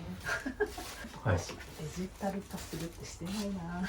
やることの付箋リストがあってデジタル化するってあるんですけど、やってないですね。そうで、あと一つ僕から言えることで言うと、やることとかを付箋に貼ったりして、トゥードゥーリストみたいなのいっぱい作ってると思うんですよ。僕言えることは、トゥードゥーリスト作ってる暇があったらそれ1個でもやった方がいいです。このデジタル化するっていうこと書いてる時点でそれの時間で取れるじゃんみたいな。この時点でしろよって感じなんで。でもこれ意外と見てる皆さん、これ仕事術とかにもつながるんですけど、僕結局昔、ノーションとか iPhone のメモのトゥードゥーリストとか作ったりして、やることをどう整理するかみたいなのめっちゃ考えた時期あるんですけど、結論言うと、トゥードゥーリスト作ってる暇があったらすぐやれなんですよ。これにつきます。これ結構皆さんぐさっとくると思うんですけど、これ後回しにしない一番の癖で、僕はめんどくさいなと思った瞬間にやるとか、トゥードゥーリストに書き込もうと思った瞬間にやるようにします。これを自分の中でもう習慣化して後回ししないように。なんか多分メモして忘れちゃうんですよね。そう、まさにメモして忘れることはさして大事じゃないです。あ本当に大事なことって極端しメモしなくても忘れないんですよね。仕事の緊急のこととかっても書かなくても絶対やらなきゃってずっと頭に残るじゃないですか。そこから消えるってことは実はやらなくてもよかったりとか、緊急度が低かったりするものなんで、忘れるようなことも大して大事じゃないっていうのもありますね。このまま iPhone のメモに入れられるし、今 iPhone のメモに入れとくと、これ自体は文字起こししてくれたりするので、あ今 iPhone の標準の写真のでこう撮ってもらってるんですけど、これって実は文字の部分を長押しすると、見てくださいこれ。こんな風にビビビってこれコピーでできちゃうんですよ。だからこれ極端な話、これ LINE に友達に共有できますもん、コピーして。そうか、そんな手書きでもいいんですか？手書きでもいけるんですよ、実はこれ。みんな意外とこれ知らないと思うんですけど。なので、写真撮ってするものは今、ちょっと待ってます。おー、いいですね。そういうので、着々と減ってってます。絶対いるってやつは先にください。はい、もう迷ったら明日です。これはちょっときます。で、迷ったものは捨てた方がいいんですけど、どういったものかっていうと、ここ未開封のルーズリーフとかあって、これパッと見すごい使えそうなんですけど、実は今までですね、見た感じ、こっちは残そうかなとしてるんですけど、あんまり大きいカムに書いてないですよね。最近は書いてないですね。そう、多分こっちの方が持ち運びしやすいとか、なんかサイズ感がちょうどいいとかあると思うんですけど、っていう風に、これはもういらないですよね。文房具なんか可愛いとかで買ってたんですけど、使わないで決めるとだいぶ手放しやすい気がします。もうまさにそうですね。という感じで今どんどん使うか使わないかだけで決めてもらってるんですけど、これまさにそうで、もう片手ながらでいいんですけど、はいぜひ。女性は特にこの傾向あるんですけど、可愛いだけで買ったら物はどんどんゴミ屋敷になっていきます。可愛いかつちゃんと自分の生活に合ってる、使えるかっていう、この二軸でちゃんと判断しないと、結局可愛いだけで買って使えずに捨ててるってことになっちゃうので、まあでもここから先はどんどんもう使うものだけ残していきます。はい、というので見ていただいて、必要なレターセットとかは、もうこの一箱分になって、結果、こんだけいっぱい捨ててますね。あと、こっから先がなんか結構厄介そうなものがありますが、こちらは、こういう学域っていうのがあったりして、これも美大の時の。はい。危険なものが。おーすごい久しぶりに見た整理収納アドバイザー2級の資格が出てきました。ハウスキーピング協会から頒行されたトコさんの整理収納アドバイザー2級なんですけども。こういうことなんですよね。僕もいっぱい見てきました。整理収納アドバイザー準1級の資格持ってますとか2級とか。そういうのって実技じゃないんですよ。座学として覚えとけばこれ取れちゃうのが問題で、こういう資格は持ってるけど家が散らかってるっていう人がいっぱいいるんですよね。なんか僕なんか資格1個持ってないですからね。これ何かと言いますと、推しのアイドルグループの北海道の新聞の切り抜きに連載があるっていうので、歴代のものが全部取ってあるっていうので、東京都ですけど札幌の新聞を持ってるっていうので、どうしようかなっていうの今。とか、もう写真撮るとかですね、このまさに。とか、さっきも話しましたけど、さっきね、レターセットをもう数万円分結構捨てましたけど、これがあったら、ライブ聞けるよねとか、なんか、教えの使い方も、できるだけ物より経験にしてた方がいいですね。例えば、物販の T シャツ買うとかもいいんだけど、そのお金があったら、例えばじゃあ、1days、2days で行くとか、福岡と東京両方行くとかなんでもいいんですけど、そういうお金の使い方に切り替えていかないと、そうですね。こうなります。よし、大丈夫。おー。だいぶ行く。いいですね。今、覚悟決まった感じがありますよ。まさにそうですね、ライブ行ってあげた方がね、喜ばれると思います。行きたい。はい。っていうものがいっぱいあるんで、ちょっとここもどんどんお願いします。ちなみにもう僕もいろんなご家庭行ってきてるので、こういう推し活グッズが捨てられない人ってもう散々見てきたんですけど、その上でちょっとこさん面白いなと思ったのは、よくあるライブ T シャツがとか、DVD がみたいな感じで、売ってあるグッズをたくさん買って捨てられないっていう人は結構多いんですけど、トコさんの特徴は、雑誌とか新聞の切り抜きだったりとか、これ単純なお金だけじゃ買えないもの。もちろんね、雑誌なんでお金買えるんだけど、このちゃんと切り抜いて管理するとかって、これ自分の時間と手間暇かけてるじゃないですか。だからこそ捨てづらいだと思うんですよ。さっき言ったじゃあ、さっき DVD とか T シャツとかって最悪手放してもまたメルカリ探すと買えるしみたいな。これってなかなかこれ単体で売られてなかったりするから、労力かかってるからこそ多分捨てづらいんですよね。だからこそ厄介というか、しかもかなり細かくね、整理されてあって、で、これ自体が楽しいみたいなとこもあると思うんですよ。多分これトコさんの才能というか強みで、僕こういうのめんどくさいなと思っちゃうタイプだから、全然しないんですけど、ちょっとね、着々と整理は進んできてますが、ちょっとここを特に見てほしいですね。どんどんお願いします。というので、時刻は6時前というので、淡々とやっております。さあ、ここ乗り越えると楽です。というので、どんどん中身をチェックしていっているんですが、これが一番やばそう。なんかもう、整理の意味ないですから、これ。ただ突っ込んでるだけみたいなくらい爆発しちゃってますけど、なのでここはもうなんか明らかにいらなさそうなものがいっぱいあるんで、着々と増えるゴミ袋、雇用保険とかいろんなそういう書類があるんですけど、終わった。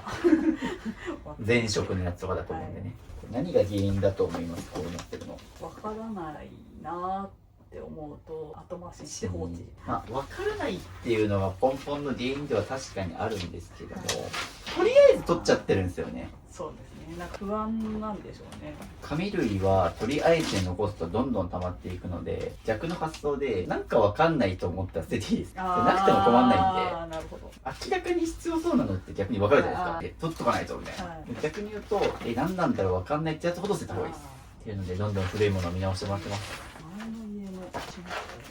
前の家の契約書、はい。前の物件の契約書とかは大丈夫です。はい。全部。全部前の家の。はい。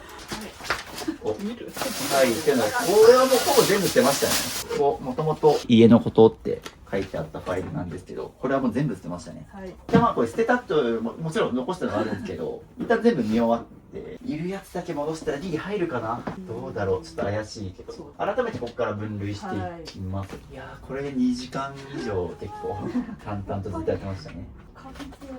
紙系は時間かかりますね。苦手だな。多分苦手分野の一つ。服はすぐ減らせたけど。それもう一回見ながら捨てて。はい、というので、もう書類を3袋、めっちゃ捨てましたね。でもギリギリなんとか書類収まったっていうので、これもともと書類にも溢れてる分、もう家中にある書類全部集めて、まあなんとか、どんぐらい減らしたんだろうな、これ。3分の1くらいになったのかな。こんだけいっぱい捨ててるんで、それでようやくなんとか、もともと持ってた3箱に家中の書類が全部収まったというので、お疲れ様でした。一番疲れました？そうですね、やっぱりはい紙物はね、持ってかれる感じします。そうですよね。なんか脳のエネルギーめっちゃ使うっていうのは実際あると思うんですけど、まあでもそうですね、もう服と紙の本と書類ともう一番厄介なの減らせてるんで、あとはここです。はい。ここはあともう結構使う使わないで結構減らせるものも多いと思います。ここから先は。というので、時刻がもう6時過ぎてるので、急ぎます。頑張ります。はい。というので、紙の書類系本も見終わりましたので、次ここ明らかにいらなさそうな日用品系いきます。まあ、シンプルにここは使ってないみたいなものが多いと思うんで、でここはもうキーボード2つありますが、片方でいいですよね。はい。こっちだけで。いいので、こっちは勝負。おー、これすごい。じゃじゃーん。これ見てもらっての通り、ちょっと出しましょうか。こういうアップルの付属でついてくるものとか、多分ね、とりあえず撮ってたりとか、古いコンデジとか、うわ、これリコーの GR の前身みたいな。一旦ちょっと僕目線でパッともいらなさそうなものどんどん。まあ基本ここも極端全部捨てても困んないはずなんです。まあ唯一残すとしたらは、この USB セット大量ですけど、それはちょっとまだ確認してから。これだけちょっと思い出のデータあるかもしれないんで、これだけはまあ取っていいかなって気はするんですが。あ、まあこれか。データがあるものだけは取っといてもいいかなとは思うんですよ。おすすめは、まあ、例えばここに大量の USB と SD カードと外付けハードディスクがあるんですけど、もうこれ全部こういうのに1個にまとめちゃうっていうのがおすすめですね。はい。これはちょっと僕が帰った後の宿題で、逆に言うとこれ以外はもう全部捨てていいかなと思います。コンデジ1個残したいかな。推し活で写真撮っていいんだけど、スマホで写真はダメ。デジカメなら撮っていいよっていうのがあって、それ用に1台ちょっと残したい。まあ、としてもそうですね。3台はいらないと思うんで。というので、ここ全部いらないやつなんですけど、問題はこれってやっぱりこういうバッテリーがあったりするから、これは小型家電回収ボックスというような、まあ、電池の回収とかに持ってってもらう必要はありますが、まあ、他は捨てれるかな。めっちゃ感じでこれは手放します。という感じで、どんどんいきまーす。まだ出てきた。まだ出てきたけど、もうなんか、しわくちゃに折れ曲がってますけど、大丈夫ですね。はい。まだまだ出てくる。何か書類がまだあったな。それ実家のなんですよね。実家のであればもう、なんかあります？契約書類系とか。まあね、ここお好きなもの見ない方がいいです。見るといろいろ当時の思い出のものとかいっぱい出てきてまた捨てられなくなるんで、こういう時の捨て方のおすすめは、ここでも多分どう見ても手放した家の関係のものなんですけど、見てると当時その手続きした時のこととかいろいろ思い出して、これが問題ですよね。中身確認するのってもちろん大事なんだけど、でもそれやってると片付かないっていう事実もあって、もう明らかにいらないんだが、見ると当時の思い出が宿って、で見てると1個のものになんか15分ぐらいずっと思い馳せられちゃうみたいな。で、これが理由でどんどんみんな手が止まって、時間かかって、終わるのが先になるんで、終わりが見えなくて、モチベーションがなくなって、途中で挫折するっていう。これだけ写真撮っていいですか？はい。以外はこれちなみに、おー。なんか真っ先にこの中から取り出した1枚っていうので気になったんですけど、内容は見せれないんですけど、要はお母様が亡くなられた時の書類ってことですね。はい。唯一これだけは取っときたかったなので、本当にちょっとここら辺は重たいものがあったりしますけど、これ丸ごと。はい。っていうので、あとこことかはもういけますね。はい、この大量の、もったいないけど、コピー用紙だったり、未使用の封筒ですが、これはもう大丈夫。プリンターあるんですけど、使ってますこれ。たまに。たまにですよね。最後にやったのいつですか？引っ越し前かな。ですよね。だって僕だったらもうプリンターも手放します。で、その上で必要だったら僕おすすめしたのはセブンネットプリントっていうのがあって、まあそれをすぐ近くにセブンイレブンあったと思うんで。データ重たいのだと出せないですよね。いや、圧縮すればいきます。はい。なので、まあ、そもそももう引っ越しする前だから、半年やってないっていうのがいらない答えなんですよね。で、もっと言うと、ここ厳しく言いますけど、はいもうプリンター取ってると部屋足りない説です。あそう。結局、プリンター何が問題かっていうと、まず半年使ってない。で、使ってたとしても月2回か。月3回以上使うくらいの人じゃなかったら、僕はもうセブンネットプリントを推奨してて。で、かつ、今度プリンターのコスト、あれを平置き、平面に平置きする空間作んないといけない上に、今度インクだったりコピー用紙も取らなきゃいけないっていう、芋する式もの増えちゃうんですよ。っていう意味でも、ちょっと思い切った決断ですが。そうするとこれも手放せるので、はい。という感じでここをどんどんいきます。革靴の。おー、すごい。シューケア用品が。あ、でもこれ防水スプレーだ。これ違う。こっからちょっと忠告しておくと、まだまだ片手続きます。で、多分存在忘れてたものってのがいっぱい出てきます。で、今、存在忘れたと思うんですけど、見た瞬間に、あ、これ使えるかって言ったのがまずいと思ったんです。今までこれなくても多分生活できてたし、捨てるときにいろんな残す自由が出てくるんですよ。よく言ってるのが、人間捨てるときの言い訳でクリエイティブになるっていう。残す自由だけは無限に思いつくみたいなので、まさにしまった。そうなんですよ。これが長年の。すごい動画でいつも言ってるなぁと思って。そうか、そうかって思ってたんですよ。ここはシューケア、ブラシとオイルとかですね。こういうシューケアされてます？いや、今もうちゃんとした本革の革靴処分しちゃったんで、使うも当てがないので、最後に出しましょうか。っていう感じで、どんどん、はい。もう、片手でいきます。微妙に書類系か。あ、結構大事な。とりあえず突っ込んだ未処理の書類が無印良品の紙袋に入ってるという。あー、これ、すごい大事そうなものも入ってますけど、なんか、クレジットカードとか診察券とかポイントカードとか、無限にバババババってあるんですけど。あー、そうです。おー、今住んでるお家の仮のスペアですからね。おー、そしてこれとかすごいですね。切手が。はい。デモ式です。 50円切手っていつ ?5 円切手とかあるよ。何これすごい。4円の切手とかあるんで。多分ここ切手だけで1万円分ぐらいありそう。余裕で。もっとあるかもな。これ切手って売れるんですかね。なんか金券屋さんとかで。まあそうです。ちょっと調べてみますね。これ切手は調べたんですけど、1枚あたり、まあ、5円とか10円の手数料払えば一応差額分はもらえるから、まあこれはこれはまあ宿題で持ち込むのありですけど、持っていきます？持ってったら2万とか下手すると3万ぐらいが、2万ぐらいはあるかもわかりますね。すごいお金が出てきた。お金が出てきた。中国って何でしたっけ？単位。僕元だ。そうだ、わかった。おー、外貨が、外貨。小銭がいっぱいあるんだよね。おー、大昔のオーストラリアドルがあって、それは換金できませんって言われたんですよね。一応外貨の捨て方で言うと、ぜひ概要欄の LINE 登録してもらうと35種別物の捨て方ガイドブックっていうのがあって、外貨とかだと結構最近は自動両替機とかもあったりしますね。こういうのはたまにまあ一部の銀行さんとかに送ったりすると換金してくれたりとかあったりはするんですけども、まあ、最近そういう自動両替機とかだったらファミリーマートの中とかにもあったりしますね。東京都内とかだと。まあ、ぜひちょっとそういうのを見て、ぜひ皆さんもテレフォンカード。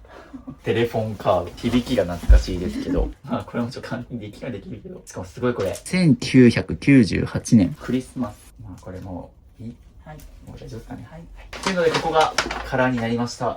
うほぼほぼ処分ですね。またパソコン出てきた。これははい母にあげた MacBook Air なんですが、電源が全く入らなくなっちゃって。相当古いやつですよね。まあこれはもう電源も入んないんで。パソコンの捨て方がわからないっていう方結構多くて、一つおすすめはちょっと小型家電回収ボックスっていう箱に入れることですね。自治体によっては役所にあったりとか、まあスーパーの入り口とかたまにあったりするんですけど、確実なのが家電屋さん、まあ、ヤマダ電機とかヨドバシカメラみたいな、ああいう大手の家電屋さん行くと回収ボックスがあったりするので、そこに持ち込むか、一番は使わなくなった時点で売るっていうのが一番ね、MacBook とかだったら当時使わなくなった時に売れば数万円にはなってたと思うので、そうですね、これだともう電源が入らないので、小型家電回収ボックスにっていう。まあだからここら辺でね、捨てるのめんどくさいから後回しにしがちなんですよね、みんな。これはスキャンスナップ、これスキャナーですね。紙をデジタル化するときにここに入れるとっていう。これ使ってます。ちょっとまだ使いたいのがあるので残します。一応これなくてもスマホアプリとかで僕Adobe スキャンっていうのをおすすめしてるんですけど、スキャナーに関しては無料で使えます。なんでスキャナー持ってない人とかはもう全然そういうのでもいいし、もう数枚だったらぶっちゃけスキャナーなしでもいけます。意外とスキャナーなくてもいけるっちゃいけます。はい。が、一旦、これはあれか。卒アルいりますでしょうか、卒アル。ここが残ったのが最後、卒業アルバムとお手紙っていうので、思い出系ですけど。はい。厳選したこれなんですよね。これはちょっとまだ捨てれないって感じですかね、この辺り。最終的には処分したいなと思うんですけど、それこそ動画でも撮ったらいいのかな。おすすめは動画です。じゃあ動画だけ、アルバムだけ今やっちゃいましょうか。でも一応卒業アルバムは最悪捨てても、学校に行ったら図書館にありますね、歴代の。世の中の人は卒業アルバム持ってるんで、友達が持ってます。私何組いた自分が写ってるところで写真撮るとかでもいいですね。その方がいいな。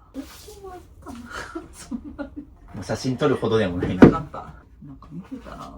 別にいっかみたいな気になってきました。まさに見ることによっていっかと思えますよね。なので自分が写ってるとこだけ写真撮ってするのがおすすめですね。これで写真撮ったりして心の整理もねついたと思いますが、そうですね。ただそういう意味でトコさんと勝たせて思ったのは、トコさんってちょっと思い出と一緒に生きてるなっていう結構思いましたね。僕この家1日で終わるっていう前提で来たんですよ。でなんでかっていうと、もう僕もいろんな家行ってるから大体部屋の写真とかで物量見て、この人は1日だな2日だなって判断つくんですけど、見てみるとこれほとんどが思い出のものだから時間かかってるんですよ。書類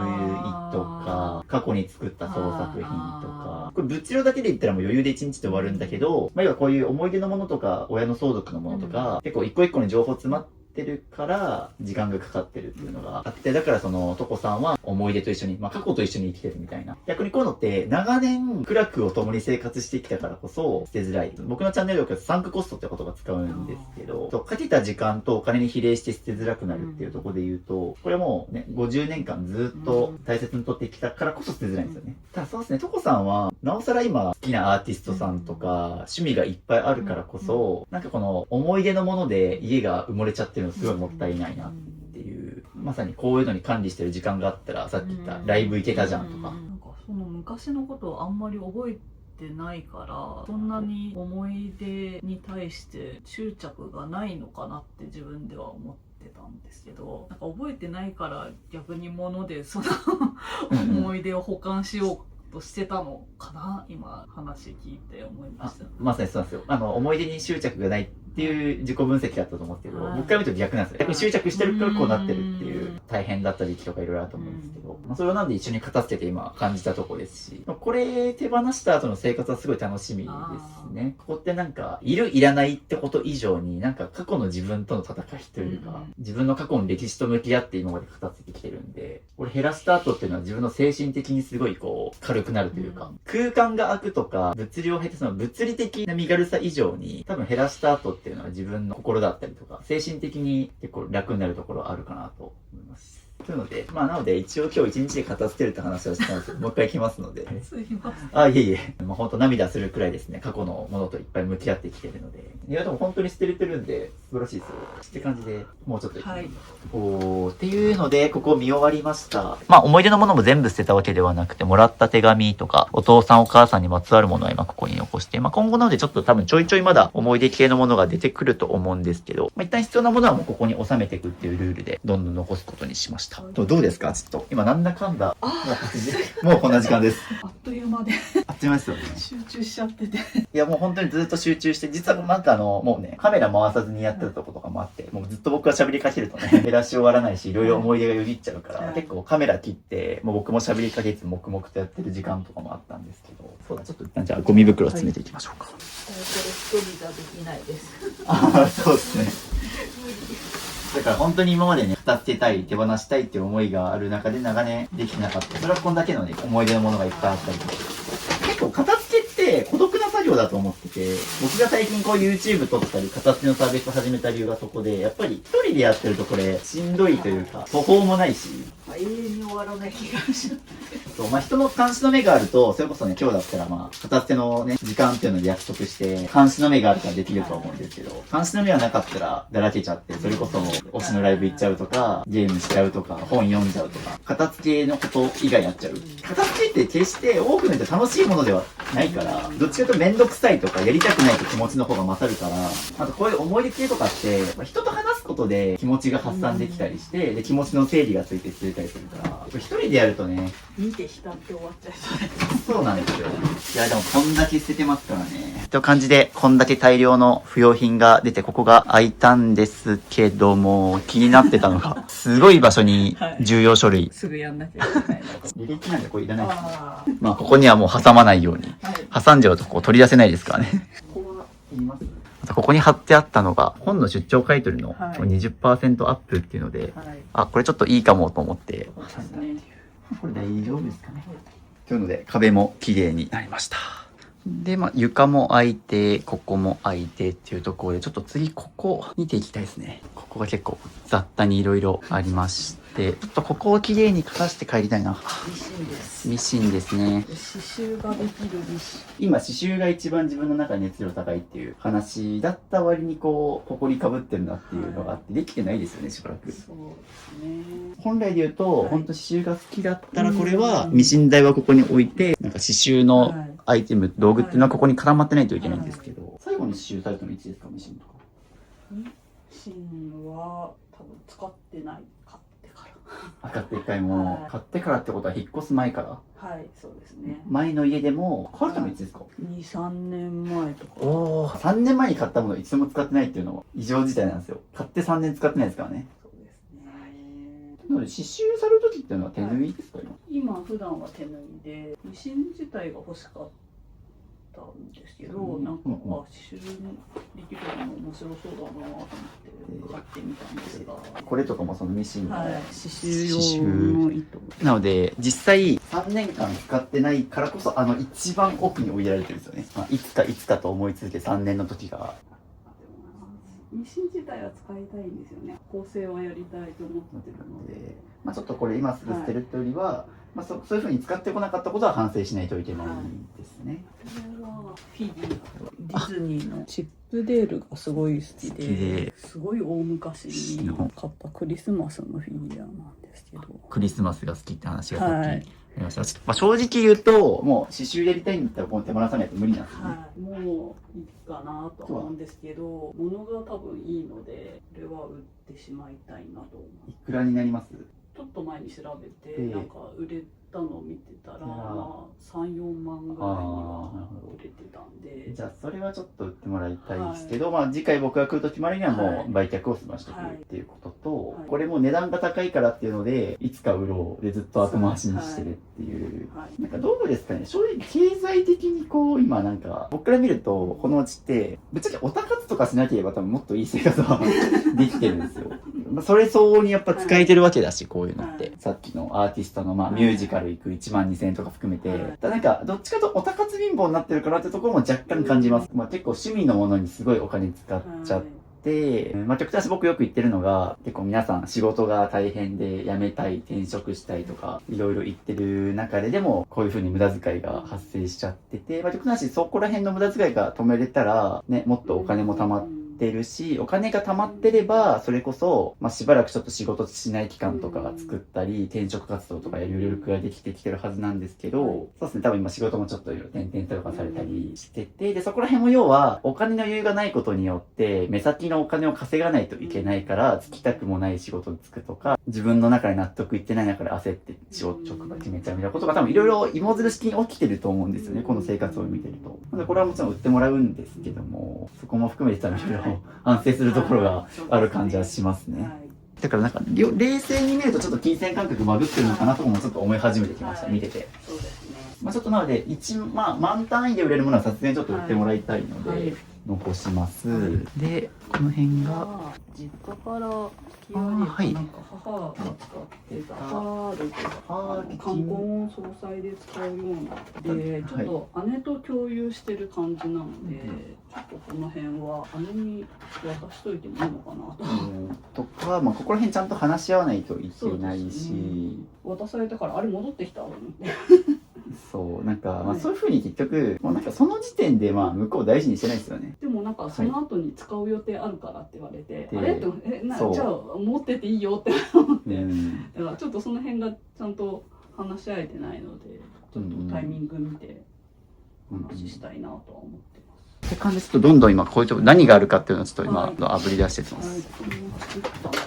ちなみに今過去作った作品みたいなのが今できたんですけど、はい過去の作品ほっときたいですか？残してますね。そうここをお仕事にしてるとかなんか売るものとかでもね作って金額がつか売るとかそういうものでもなくなんか作ったものを淡々とこの紙袋にぶち込んでるっていう状況で結構もうしわくちゃにでこれから先も刺繍やっていくとしたらどんどん出てきますよね、作るために作品撮ってたらもちろんこのスペースじゃ足りないし、はいでなんかこれ見返して何か着想を得たりとかあります？っていうような感じだしそもそも多分もう結構しわくちゃにガサッと放り込まれてるから見返してもないと思うんですね、なのでまあ僕だったらまあそれこそ今後刺繍やりたいんだったらなおそれこれは手放した方がいいと思います。わかりますこれ？ちょっと中見て選別したいです。見ちゃいましょうかね。ここは全部手縫いで作ったものですか？そうですね。前はこう2、3年に1回友達と展示やってたんですけど、展示やってたお店がもう今なくなっちゃって、次にやりたい場所がないねっていう感じで作りっぱなしになっちゃってるっていうのは正直ありいますね。ちょっと改めて今確認してもらってます。会社のもろもろってもろもろってなんだよって話ですよ。これ整理収納アドバイザー2級語れないですよこれ。という感じちょっと今日ここで終わろうと思います。はい。もう全然途中なんですけど結構ね時間が今日12時からスタートしてもういえいえ長丁場でやっていますので一旦ここで終わらせてまあ次回に持ち越しということで、ちょっと最後整理して帰ろうと思います。で実はですね今日も手放してたゴミっていうの全部ここにお風呂場に突っ込んでましたね。もうスペースがないから正直言うと決して速くはないですスピードは。まあ僕も今日1日で終わる想定で来てたくらい速い人だったらもう全部終わるくらいではあるんだけどさっきも言った通り結構思い出のものが多かったりしたのが、まあ、僕も来たことでちょっと初めてまさかそんな重いものがいっぱいあるとちょっと僕思ってなかったのでちょっとこれも後でゴミ出しいきますがっていうのでまあどんどん物別に分類中なんですけどもちょっとデスクの上を更地にして帰ります。この状態が続いてるとこれが当たり前のものとして生きてきてると思うんでそうですね。ちょっと一旦もう捨てなくていいのではいということで一旦床は開けて僕が一番やりたくない整理整頓というものを行いましてちょっと一旦分類してます。ゴミ出ししてもらうものでこっちがちょっとまだ見切れてないものでここはちょっと今仮置きですけどバババって一旦デスクの上も一旦綺麗に一旦ですね。であとこっちが今日分類してもう少し時間かけて見直したい思い出系。そうですねちゃんと椅子とか机も使えるように急ぎの整理整頓ではありますがはい服に関してもまあ服はね今日かなりミニマリストになってたんで多分明日の朝から効果実感すると思います。なので今後の理想の流れとしてはちょっともう一回いきますので次回僕が来る時までにここのゴミ出し、まああっちもですね、あっちもちょっとゴミ出ししてもらってで毎朝ここに身支度に来ると思うんですけど、身支度に来るたびに下に思い出のものとかちょっとあったりするのでここももう一回見直して時間かけて減らしてもらいながらあとこっちですね、ちょっとここも減らしといてもらうっていうのは。まさか自分の部屋でこれをやるとは思わなかった。というので今そのお風呂場にちょっとねゴミ袋を詰めちゃってたんで今日こんだけ捨ててます。すごい。まあ今日9時間ぐらいもろもろ撮影が立ち会って、まあゴミ袋が10袋ぐらい。しかもねこの10袋って、まあ、数以上におたかつグッズとか思い出のものも結構あったりするので捨てた数以上の心の軽さは感じると思います。どうですかちなみにこれ減らす。物がいっぱいでストレスって思ってたんですけど、はいなんか実際その物たちがちゃんと見えてなかった気がします。ああなるほどなるほど。塊としてなんか物いっぱいあってなんか嫌だなっていうのはあったんですけど一個一個のものをちゃんと見えてなかったなっていうのがすごい実感しました。そうですね、ちょっと最後、バタバタこう、もう、全出ししてぐっちゃぐちゃになってたりとか、減らせなかったものあるんですけど、今日一日でも何がどれだけの量あるかってことは把握できましたよね。はいこれすごい大きな一歩です。今までまさに物の塊としてしか認識してなかったっていうとこさんが、あとはここに刺繍形が固まって、ここに思い出があってとか、まあいろんなものと生きてきてたんだなっていうところの把握ができるようになっただけでも、次回で全然減らし終えられると信じてます。今回はね、割ととこさんにとっては重たいものが結構あったので、次回以降はサクサク捨てれるんじゃないかなということで。ちょっとまた次の方も楽しみにしてます。はい。まあ、ここも全部、ちょっと僕が次回来るまでにゴミ出しをお願いします。結構捨てますね。こう見てみるとまあ捨てましたね。という感じで、ちょっと次回ここが空になってるのを楽しみにしておりますので、はい。一日お疲れ様でした。はい、ということで、2日目です。まあ、2週間ぶりぐらいということで、お久しぶりです。はい、ということで、ちょっと前回ちょっと減らしきらなかったもの、まあ、特にこう、書類とか思い出系のものを、僕が2週間来るまでに、とこさんご自身で減らしてもらって、まあ、結構減ってると噂なので、ちょっとお部屋がどうなってるか確認しに行きたいと思います。お願いします。ということで、お、素晴らしい。LINE でご報告は随時いただいてたんですけども、いいですね。細々とした紙の書類系がいっぱい出ておりまして、そしてなんかここがすごい、なんか、ちゃんと生活してる感出てる。はい。机が使えるようになって、だいぶ作業の効率が上がりました。そうですね。なんか、人が住んでる家になったみたいな。言ったらすごい失礼だったんですけど、で、前回の状態が本当にここがもう、まあご飯も食べれないみたいな空間だったと思うんですけど、ちなみに、まあ前回から2週間ぐらい経って、こういう風にちゃんと生活できるようになって、なんかこう、心境の変化とかありました？その来ていただく前の状態がまずひどかったなっていう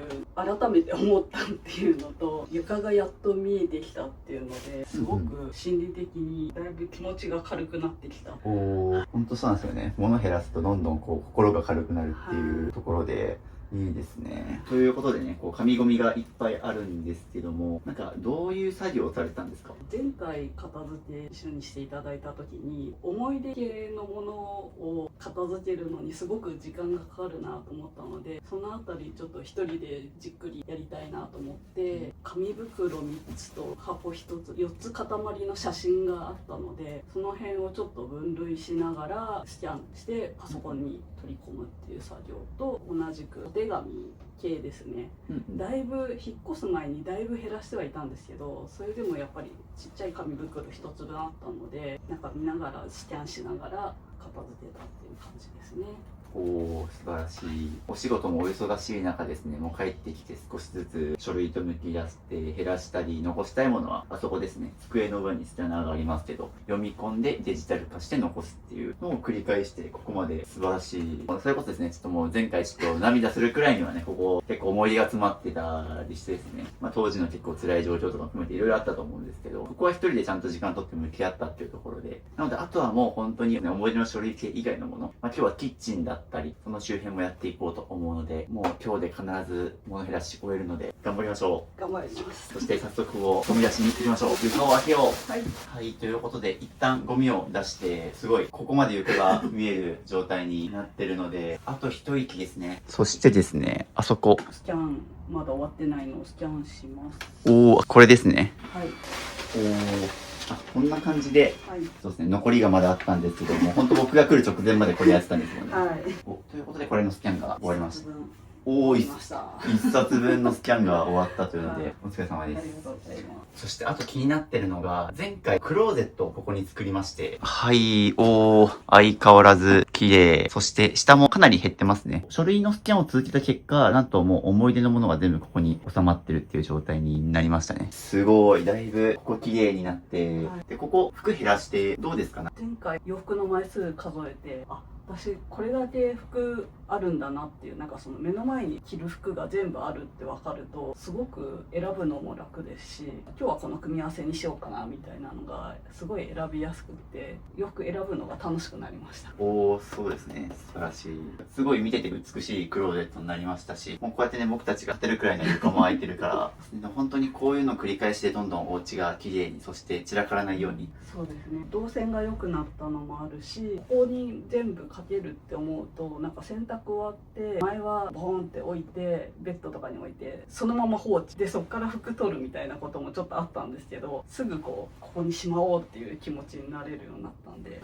どんどん物を減らすにつれて行動のハードルが下がります。例えば洗濯から取り込んだ服を吊るすとか、あと床掃除をする。物が多い時っていうのは床をどかして掃除するみたいな、何か多分今まで服をかける、掃除するっていうために何かワンアクション、無駄な工程が必要だったと思うんですけど、もうそれがなくなったからいいですね。どんどん溜め込まない生活になっていくと思うんで、じゃあこのままどんどんまた片付け進めていきます。はい。ということで今日どこから減らし始めるかというと、キッチンですね。で、まだちょっとここに床置きのものがあるんですけど、ここ全部裁縫系ですね。ミシンだったり糸だったりなどなどがあるんですけど、これちょっとまだ時間かかりそうなので最後に回します。先にすぐ減らせそうなキッチン、こっち行きます。ということで、ここは一番とこさんがちゃんと整理してる感が出てる空間なんですけども、こっちとかまだまだごちゃごちゃしてる場所いっぱいあるので、ここ全部出します。はい。これは前にソーダストリームってはい炭酸作るの持ってたんですけど、引っ越しの時に処分したんですけど、これが確かガスが捨てられなくてですね、メーカーに送るとかしないといけないのでそのまま放置してました。めんどくさくてっていう。そしてソーダストリームはもう僕も散々過ぎてるので、料理好きの人が一回通って便利そうっていうのを買って、いや結局これ普通に炭酸のペットボトル買った方が早くねってなって、みんなどんどん捨てていくやつ。そういったものが、はい、掘れば掘るほどいっぱい出てきますね。あとこれはもともとここ洗濯機置き場なので、前の家でも使ってたその洗濯機のを下の高さ上げるやつですね。はいですね。洗濯機は買いたいなと思っているので、これはちょっと残して。はい、ここ洗濯機置きたいということであれば、もうここ更地にしないといけないですね。そうですね。はい。はい、ということで、ここ全出しが終わりまして、ここ洗濯機買いたいってことだと思うんですけど、なんかどういうものを買おうとか考えてますか？今コインランドリーで乾燥までやってくれるのなので、なんか全自動の洗濯機いいなって思ったんですけど、多分ちょっと水道の高さが合わないっぽくって、そこに排水口、こっちに給水管っていうのがあって、でこの高さ的にドラム式は置けないですね。置けないから縦型の洗濯機を置く。僕がこの家住むとしたら予定通り縦型の洗濯機置いて、であと小型の乾燥機とか上に取り付けてもいいのかなとは。今なんか2万円とか3万円くらいですごいちっちゃいのを買えるんですよ。ここに僕も紹介してるんですけど、もう少しちょっとスペース作んないといけないんですけど、ここに洗濯機置いて棚でいけるかわかんないけど、僕だったら理想は洗濯機買って、で上に本当に手で持てるくらいのミニ乾燥機みたいなのが、そういうのがあるので、理想はなんかそれを上に置いて、上に乾燥機、下に洗濯機ってやると、すごい毎日の家事めっちゃ楽になると思います。ちょっとそれも前提でどんどん減らしていこうかなと思います。はい。よし。ということで全出しが終わったので、もういらないものどんどん減らしていくので教えてください。はい。なんかの蓋、説明不可能ななんかの蓋で、あれですよね、セーター用の、おすすめはこういうの必要ない服とかニットにするっていうとこ。本当にこれしてまでそれを着たいっていう愛を注げる自信があるんだったらあってもいいかなって感じなんですけど、できてますかね、普段これ。はい、タイミングで洗ってはいるので、だとするとこれに入れない方がいいかな。畳むのめんどいと思うし。そうなんですよ。なのでこれはいらないかな。めんどくさいことをいかになくすかっていう、僕は本当にそれを徹底してるんですよ。お掃除ロボットとかドラム式とか物を置かないっていうのもそうなんですけども、とにかく僕無駄な手間をなくして、とにかく家事を減らして、だからこそお金とか時間も貯まるしっていうので、本当にこういうことの積み重ねなんですけど、畳むとか、しなくてもいいことはもう極力なくすっていう。ここら辺の紙ゴミももういらないし、という感じ。もういるのはこれだけでしたね。あんだけあったけど、もうこれ全部いらないですかで、あとこの小さなお家に巨大なこたつっていうので、これ前のお家に置いてあった時の名残だと思うんですけど、もう天井のシーリングライトとかの場合もこっちでいけますね。普段使ってるスツールで代用できちゃうから、これも手放します。はい。続きまして、こちら、この中見ていきましょう。はい、という感じで、これもどんどん全部出します。これ、良くないのが、この天板ですね。この天板の上がどんどん物積まれていくから、ちょっと一旦これなしで生活してみましょう。どんどんこの上に物が積まれちゃうんで、はい、大量の岩塩。この岩塩、普段使ってます料理で。最近はちょっと、ここにしまっちゃってから目がいかなくて。そうですね。どう見ても今、これの下にあるからもうしばらく使ってないんだろうなと思って。あとはここに水筒があったり、オキシがあったり、キッチンにあるもんだからね。というので、ここも全部出していきます。うわ、ちょっと、待って、やばい。僕の指が謎の液体に。これだ。それは、切り花用の長持ちさせる液。ここももうとにかく全部出してきれいにしていきます。掃除道具がいっぱい入ってるけど、ここだけ見ると不潔ですからね。掃除するための掃除道具が汚れてるっていう。こういう感じで入れやつだけをどんどん中に戻していきます。水筒がでもこの水筒最後に使ったのいつですか？夏。夏。会社行く時に行き帰り暑いからと思って容量少ないのがちょっと飲めばいいなと思って容量少ないのですぐ飲めるのって思ったんですけど意外と重くてかさばるので持ってくのめんどくさいなってなっちゃってここにあった重いと使わなくなるっていうのあると思うので、もうよくあるプラスチックの、ちっちゃいのでいいのかなってじゃあこれもお願いします。この辺は燃やせないゴミなのでまとめてもうここら辺使ってないですね。はい磨きたかったんだと思いますピカピカに磨こうとして1回だけ使ったのかな。これが洗濯機のクリーナーで買うから使おうと思ってたんですけど使ってないので大丈夫です。まだあった。あ、まだあった。まだまだ出てくる。ピカッと磨く。そんなに磨きたかったのかな私。そういっぱい掃除道具が出てきて意識だけは高く拭こうとした形跡があるけど全然使われずにやろうと思ってもできてないのはやっぱり物が多くて散らかってるからですね。ほんと物減らすと今後どんどん掃除のハードル下がるんで、という感じで食器以外は全部もういるいらないを分けてもういるのがこれだけ、こんだけいらないものが出て一旦いるのはこんくらいでスカスカにちょっとずつなってきててこのまま食器見ちゃいます、はい、というのでこれがもともとこの上に積んであった食器なんですけどもこっちに食器があるのでちょっとまとめて見ていきましょうという感じでコップがまだここにもあったりとかでも食器系はここに収まる範囲に残していきましょう、はい、ここに収まるようにちょっと見直していきましょうか、はい、こんな感じで奥の方にもあっちはもう手届かないですねっていう感じなんですけどここも全部出します。お箸とかカトラリー類も一緒に見ていきますということで食器を全出ししました。で今種類ごとに分けてあるんですけど、特にパッと見て多いなと思ったのがやっぱコップ系ですね。マグカップしっかり、来客用とかももちろん意識して残してはいると思うんですが、ここを減らさないと食器棚周辺は片付かないかなということで、コップから見ていきます。そうですね、ここは溢れてた分なんですけど、料理が好きっていうところで、やっぱりこういうもう可愛い陶器とか見ると欲しくなるみたいな。そう結構実家にいたのが長かったので一人暮らし始めて自分の食器買えると思って楽しくなってしまってでも 4,5 倍持ってた気がしますね引っ越し前。なるほど。じゃあもともと 4,5 倍の量が、減らしたつもりではいるっていうので、ちょっとここもなので先によく使うものからちょっと教えてほしいです、パッと手が伸びちゃうのがこの2つ、あとはもう本当に極端なんです。多分飾りなんですよね。飾りとかたまのシチュエーションで使うもの、この辺とかそうですね、お酒飲む時とかに、例えばこことか今3つあるんですけど、これ3ついります？そうなんですよね。前の時はねなんか人呼んでとかもやってたんで使ってたんですけど自分だけ飲むんだったら来客考えても2つだし、もっと言うと食器を減らす時に考えないといけないのはまず自分の分と、来客も想定してっていうので、ただ今そんなにめっちゃ来客も多くないと思うし、少なからず3人分はいらない。これはよく来客で出してます。クリスマス会やろうみたいになった時とかは出してたりとかしてたんですけど頻度としてはやっぱり低い、だから来客って本当に、基本的に年に数回のために取っとくとどんどん物が増えていくので、ここだけ選んでてですか？どうぞという感じでこれを1個にするそうです、3つあるうちもうこれだけにする、という感じでちょっとどんどん見ていきましょうか、コーヒー好きでコーヒーの豆買って引いてちゃんとドリップしてコーヒー入れてたんですけど、この辺りですね、近所が結構カフェとかコーヒー飲めるところがすごく多くて、そんなになんか家で飲まなくてもいいのかなと引っ越してから気に思ってて、今ちょうど僕たちが4つ持ってるのがキャスターのワゴンの上に置いてあって使われてなかったのなんですけど、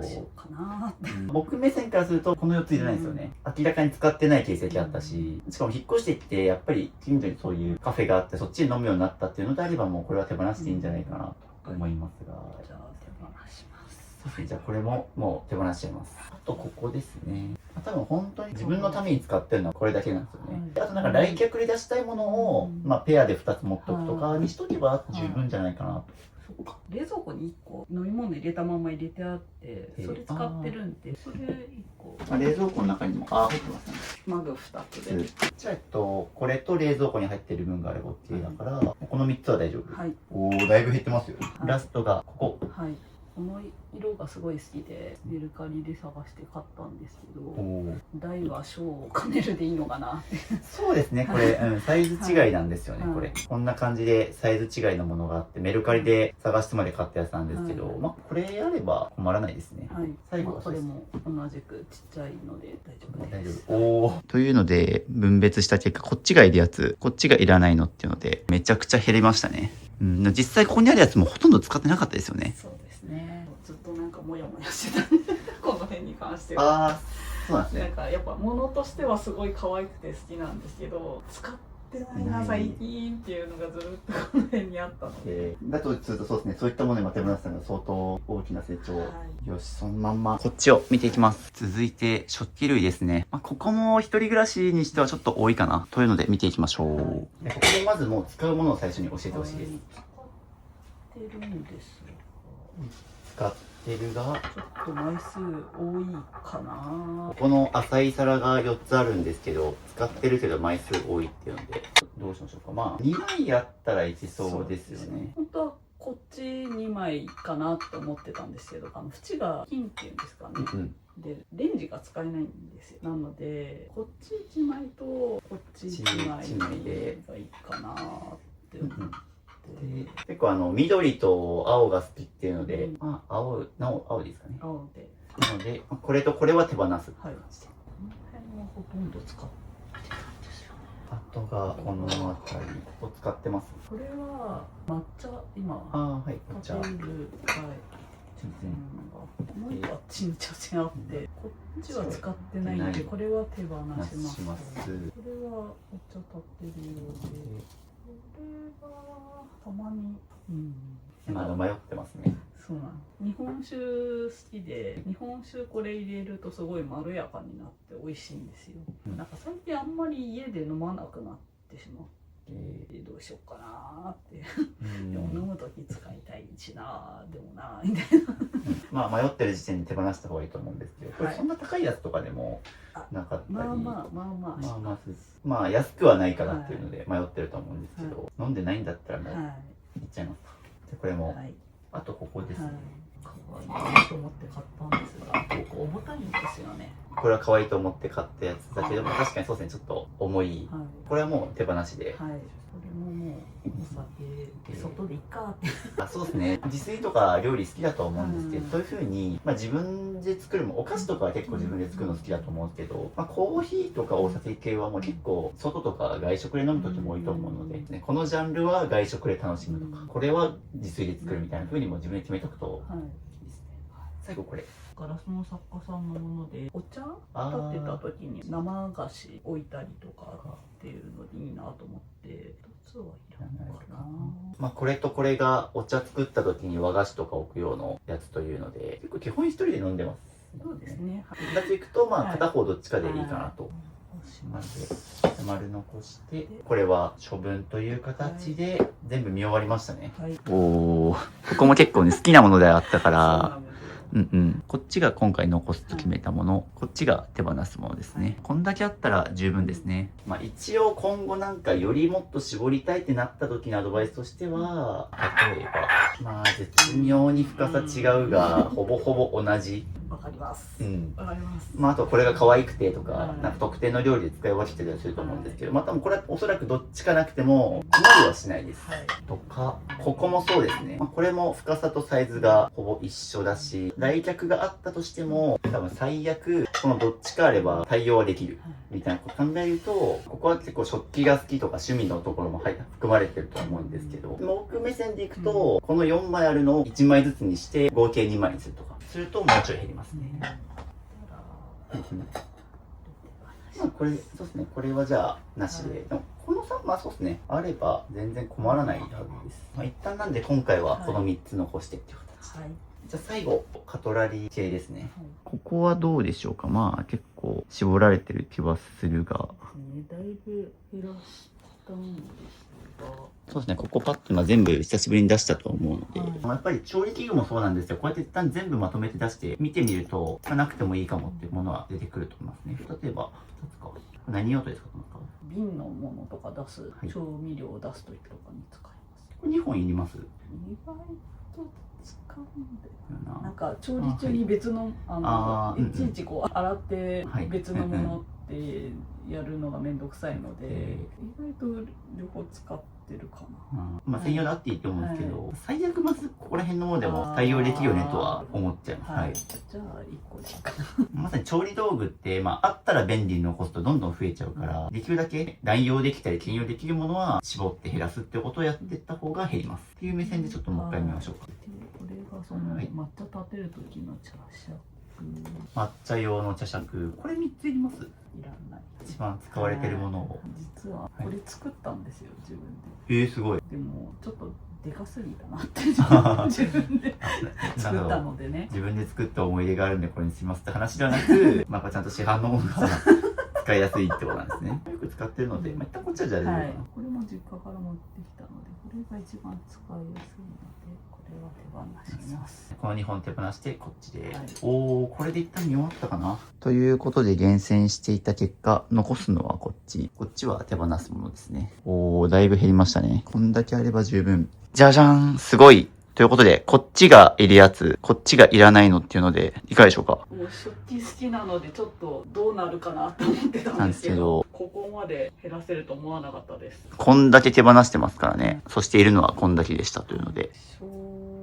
直ね、一人暮らしだとちょっと多いのかなとは思うんですが。まあでも、もともとこんだけあって、ここまで減らせて、まあ特にトコさんは結構料理するっていうので、まあ、趣味のものでもあるから、こんだけに絞れたらだいぶキッチン、すっきり使いやすくなると思います。そうですね。なんかやっぱり多少出し入れしにくいとこはあるなって思ってたんで。じゃあちょっと入れやすだけ戻していきます。ということで、食器の選別が終わって、続いて、どんどん調理道具なども、ここ全部出していきます。ここを全出しして、戻した後が楽しみですね。もう食器があんだけスカスカになってるので、ここはもう綺麗に、この無印良品の書類のハーフボックスで、中身を赤くしつつもパッと出せるようにしてありますが、出してみるとこういう風に、やっぱ物が詰まってるなっていうのは、全出ししてわかりますね。ちょいちょい出しながら、あ、こんなものあったんだっていうの多分ありますよね。これまだ食器があった。自分が把握してなかった食器とかも出てきたりしてて、そうなんですよね。これだからパッと見表面は綺麗に整理してるように見えて、こういう風に奥側見るとやっぱり物が詰まってたりするし、実際奥側もこう取り出さないといけないから、多分奥の方使ってないはずなんですよね。ここもチェックしていきます。まあ物別に調味料から見ましょうか。はい、調味料はもう他に一切置いてないですか？あとスパイスがこっちに、これも出しちゃいましょう。はい、まだ思いつきました。ここにも一部、スパイス入ってますね。ストックの調味料。っていう風に、今、ここに調味料、スパイスとかあったんですけど、そっちにも置いてあったりっていうので、結構みんな場所別にやりがち。リビングを片付けよう、キッチン片付けようっていう風にやりがちなんですけど、場所別よりも物別にやってほしいですし、とにかく全部出して物別にやるってことさえ守ってもらえれば、ちゃんと正しく減らせます。で、キッチン系のおすすめは、まず食材見る。で、食材はそんなに言うほどストックがなかったので、今回飛ばしてるんですけど、結構キッチン片付け始めると、なんか賞味期限切れの食材とか、使ってないものがいっぱいあったりするし、期限が切れてる切れてないみたいなものってもう明らかにいるいらないですぐ捨てれるので、まずは簡単に減らしやすい食材から見直すのと、そのままさっき減らしてるのは食器とか、調味料とか、調理道具とかっていう風にちゃんと物別で片せていくと整理しやすいですね。その中でも調味料をちょっと固めましょうか。よし、このまんまスパイス系ちょっと見ていこうかな。これがもうラー油がもうほとんど中身の色がもう透明になってみたいなものとかもあるので、こういうのもどんどん減らしていきます。今年の6月と8月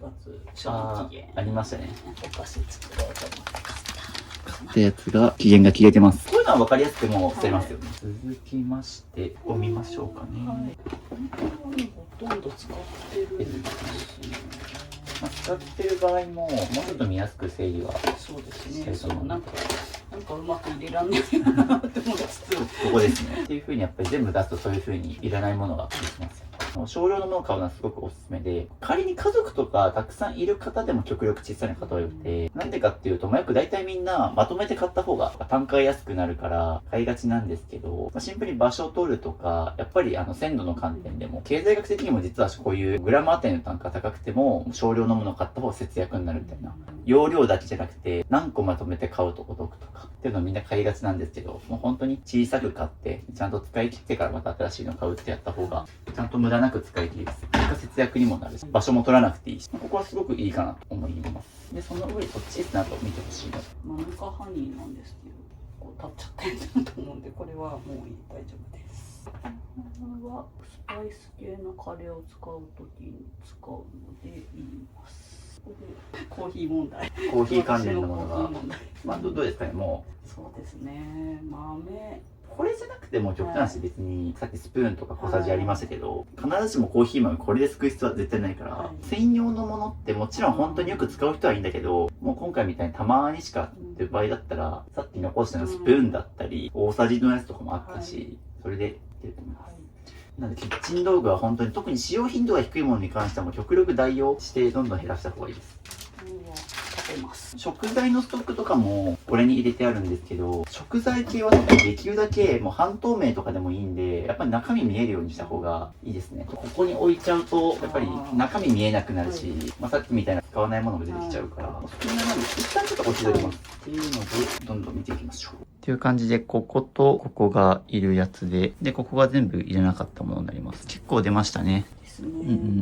忘れてたのもありますね、やっぱり。存在忘れたものだったり、はい、買ったけど一度も開封せず今後も飲みそうにないものとか、いろいろ不要品が出てきました。はい、という感じで、あとは残したものをどんどんきれいに詰めていきます。ということで、これだけの不要品を手放した結果、じゃじゃん、こんな風にすっきりきれいに入りました。すごい。特にここ、食器系がわかりやすくスカスカになりましたね。牛耳詰めだと奥の方見づらかったと思うんですけど、もうここもパッと取り出せて使えますね、全部。食材に関しては、中身が見える透明の箱に変えてもらいました。ちょっと今手元にないからこっちは見えないやつになってるんですけど、食材に関しては特にこういう半透明のものを使うのがおすすめです。調味料とかに関しては、こういう中身見えないもので隠して綺麗にしてもいいんですけど、食材系結構やっぱみんな賞味期限が切れてたとか、結局未開封で使ってないみたいなものも多かったので、やっぱ極力溜め込まないためにも、中身見えるような半透明のものにしたり、1階のものはもう直置きにしてます、ここ。でもここに全部収まりましたし、で、ここに置いてあった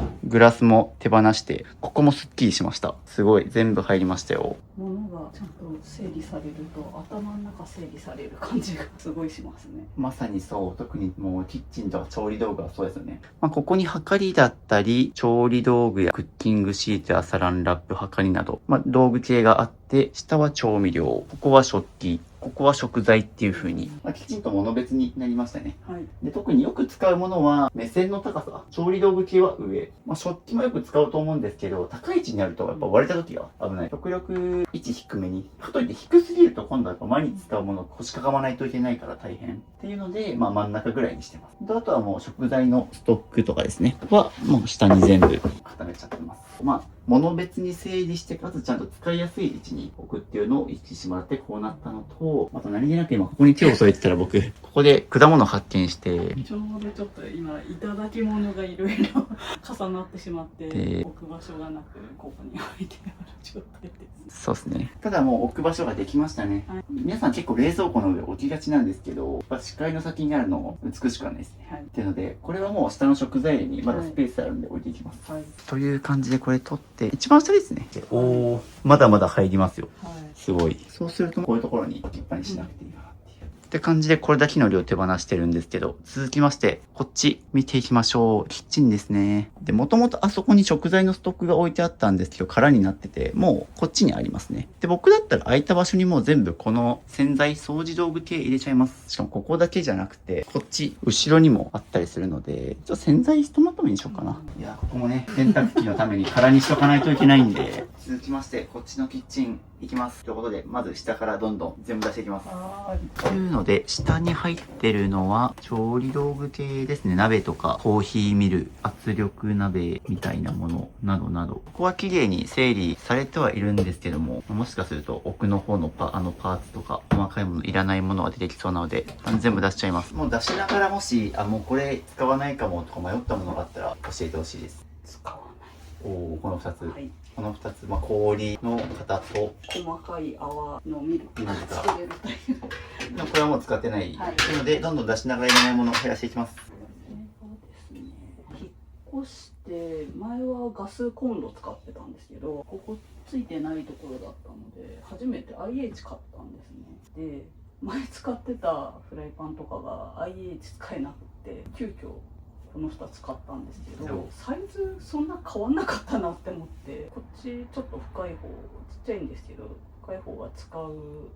感じで、こっちほとんど使わなくなっちゃってですね。まさにここも真っ先にまずほぼ同じサイズで深さだけ違うんですけど、こっちの方が煮たりとか使い道は広いかなっていうので、こっちがあれば十分ですね。そうですね。というのでこっちは手放してっていう風に、やっぱり使い道が広いものを残していった方が、ここら辺はもうじゃあ全部使う。そうですね。はい、使ってますね。って感じで今全部出していったんですけど、あとなんかそこに大量のこれリンゴなんですね。いただき物の。これもさっきのとこですね。そうですね。すごいの全部入りますね。というのでここに入りましたね。はい、すごい。もう食材は本当に全部ここに入ります。で、僕だったらその空いたスペースに一番使う、ちょっと深めの、それが一番使えそうですよね、多分。はい、これが多分一番使って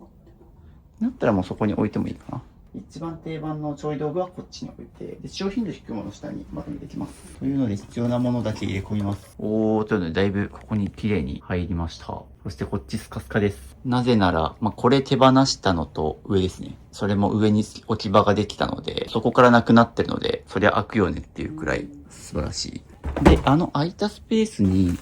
これですね。さっき残した掃除道具系をまとめて入れちゃいましょう。おー、すごい。あとこれも入ったな。おー、すごい。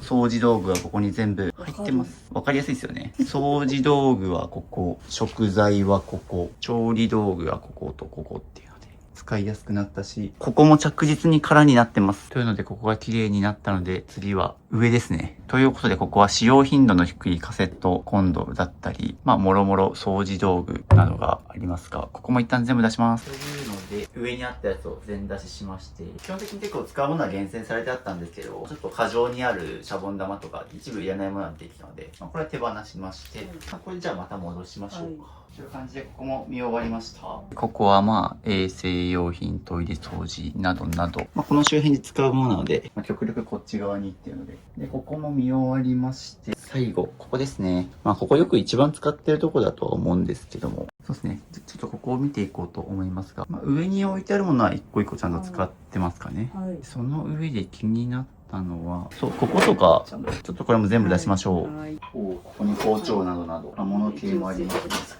扉の裏に包丁を入れるケースがついてないんですよ、ここ。それで仕方なく今ここに入れてる。出しっぱなし怖いんで。という形でここから全部出しまして、ここもどんどん迷ったものを手放していきましょう。はい、ここどうでしょうか？全部使ってます？包丁が、この2つがちょっと重くって最近使ってないので手放そうかなと。これとこれと、あとこれパン切り包丁なので、これ3つで大丈夫かなと。ここは結構いらないものが多そうです。確かに絶対使ってるっていうのをさっきの教えてほしいです。使ってます。迷ったものは手放す、という形でいるのはこっち、いらないのがこっち、今迷ってるのがこのマルチツール系ですね。微妙に用途が被ってたり被ってなかったりっていうのがありまして、栓抜きとボトル開けるのと可愛いんですよ。ボトルの形して、ボトルの形をして可愛いっていうので、可愛いなと思ったんですけど、これ大丈夫ですね。はい、これだけ残します。というので、ここも半分ぐらいになりましたね。いるやつがこっち、いらないのがこっちということで、もういるやつだけ戻しましょう。そして拭きましょうかね。ずっと気になってました、僕も。ちょうど今から入れ込むので、拭いていきます。お掃除タイム。そう、物が多いといい機会ですね。はい、ということで、結構減らしたので、こういう風にちゃんと上に全部重ねなくても入るようにはなりましたね。じゃじゃんということで、ここがキッチンから出た不要品。いっぱい出まして、こっちも全部綺麗になりました。ここも空になりました。これなくてもいけますね。もうここに洗濯機を置きます。これ減らすために、もうあれだけ減らし、ここに入れ込んでっていうのができたので、素晴らしい。という感じでこっちが終わったので、続きまして、こっちですね。最後、ここと、その前にこっち。ということで、ここ減らしていくんですけど、ここ何が置いてありますか？梱包用の土で、引っ越しの時も使ったし、メルカリで送るたりとか、これ全部は入れないというか、もう売るものは高級な財布とか決まってるので、これはもうそんなにじゃないかな。これ何ですか？これはロビーって北欧のブランドの木の板でできたツリーで、これ作ります？作らないですね。置き場所ないですね。まあ、はい片付けてもまあ、はい、結構場所取りますよね。はい、圧が強いと思うので、これします。手放します。はい。クリスマスを前にしてる。撮影日が11月の下旬なんですけど、これなんだ。でかいぞ、これ。いいんですが、一時期リュネビル刺繍っていうのをちょっと習ってたんですが、習い始めの頃にちょっと家の事情で通えなくなっちゃって、そのまま行けなくなっちゃって、それの道具なんですね。で、ちょっともうだいぶ経っちゃってて、ちょっと再開もしないかなと思うので、これは手放そうかなと思います。了解です。はいあとここは、まあ、残した本と、はいそうキャリーキャリーケースかっこサイドテーブルみたいな感じなんですけど、これ自体は使ってます？旅行では使ってるんですが、家に置いてて使ってないので、防災用品が入ってます。防災も入ってるのか。折りたたみヘルメットとか。待って、これバッグ、あ、なるほど。バックインバックインバックでなんですよ。まあスペースがねあんまりないのでアイディアとしては悪くはないが、まあでも少なからずここになんかちょっとサイドテーブル的に多くなくていいかな。まあ今押し入れの下とかスペースできてるから、一旦まあここは防災セットで揃ってるのは悪くはないので、なんか旅行の時だけこれ取り出してるってそう感じですね。ですね。でこれはこれは本というかこれここに置いてある必要はないです。ひいおじいちゃんが書家だったんですね。はいそれの辞書的なものです。まあこれは思い出系でまとめときましょうかね。はいというのでもうここ何も置かないようにしましょうか。はい。まあ本の置き場はちょっと考えとしてここ何も置かない方針でいきましょう。はいというので着実にどんどん床が見えるようになってきてますが、これいります？これなんだ？そうなんですよね。なんかうん、引っ越した時椅子がなくって、それ床に。これがですね、まあ、床にということでこれクッションですなのでこういう風にそうですね。そんな感じでやってたんですが、今その椅子を最近買ったのでで使ってないなぁというので、これはいいです。手放します。あ、それは洗濯物を入れる。まあ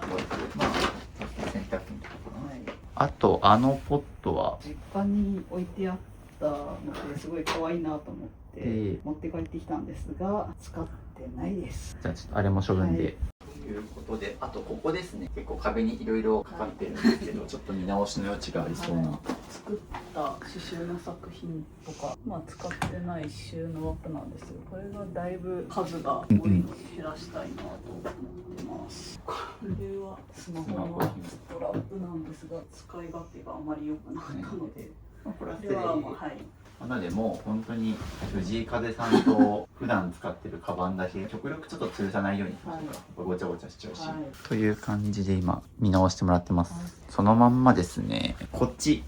刺繍系が今いっぱいあるので、そのままこっち丸ごと2つましょう。はい。もうそうですよ、ここまで綺麗になってきてるので、最後のラスボス刺繍系、本当に最後ここを片付ければ終わります、この空間は、という感じで、ここもどんどんちょっと出しながら、もう少しでも迷ったら教えてください。はい。ちょっと違うものもあるんですけど。うんうん、紛れてるので、はい、これは着物の帯で、着物の帯、着物ありましたっけ？実は処分してて、そうですよね、なんかこのお家が片せて着物見てないなと思ったんですけど、帯だけは未開封のものが、未開封で、これは新品なので、メルカリに出そうかなと思って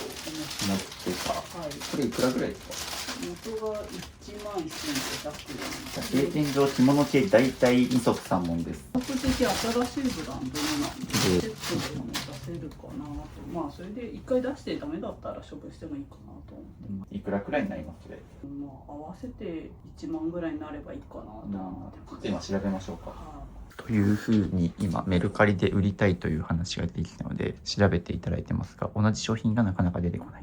そうっていうふうに、まあ僕基本的にこの動画で大体捨ててってるんですけど、ロエベとかそういう高級なものはさすがにね、まあ数万するから全然いいんですけど、結局こういうふうにみんな、僕今聞きましたよね、そのいくらで売れますかっていうのが大体即答できなかった人は売れるかもでやっちゃったんですよね。で特に着物系はみんな出張買い取り出したいですとか言って、でも大体業者出すともう二足三門の金額になってたりとか、みんな買い値で考えるんですけど、基本リセールバリューめっちゃ悪いです、着物。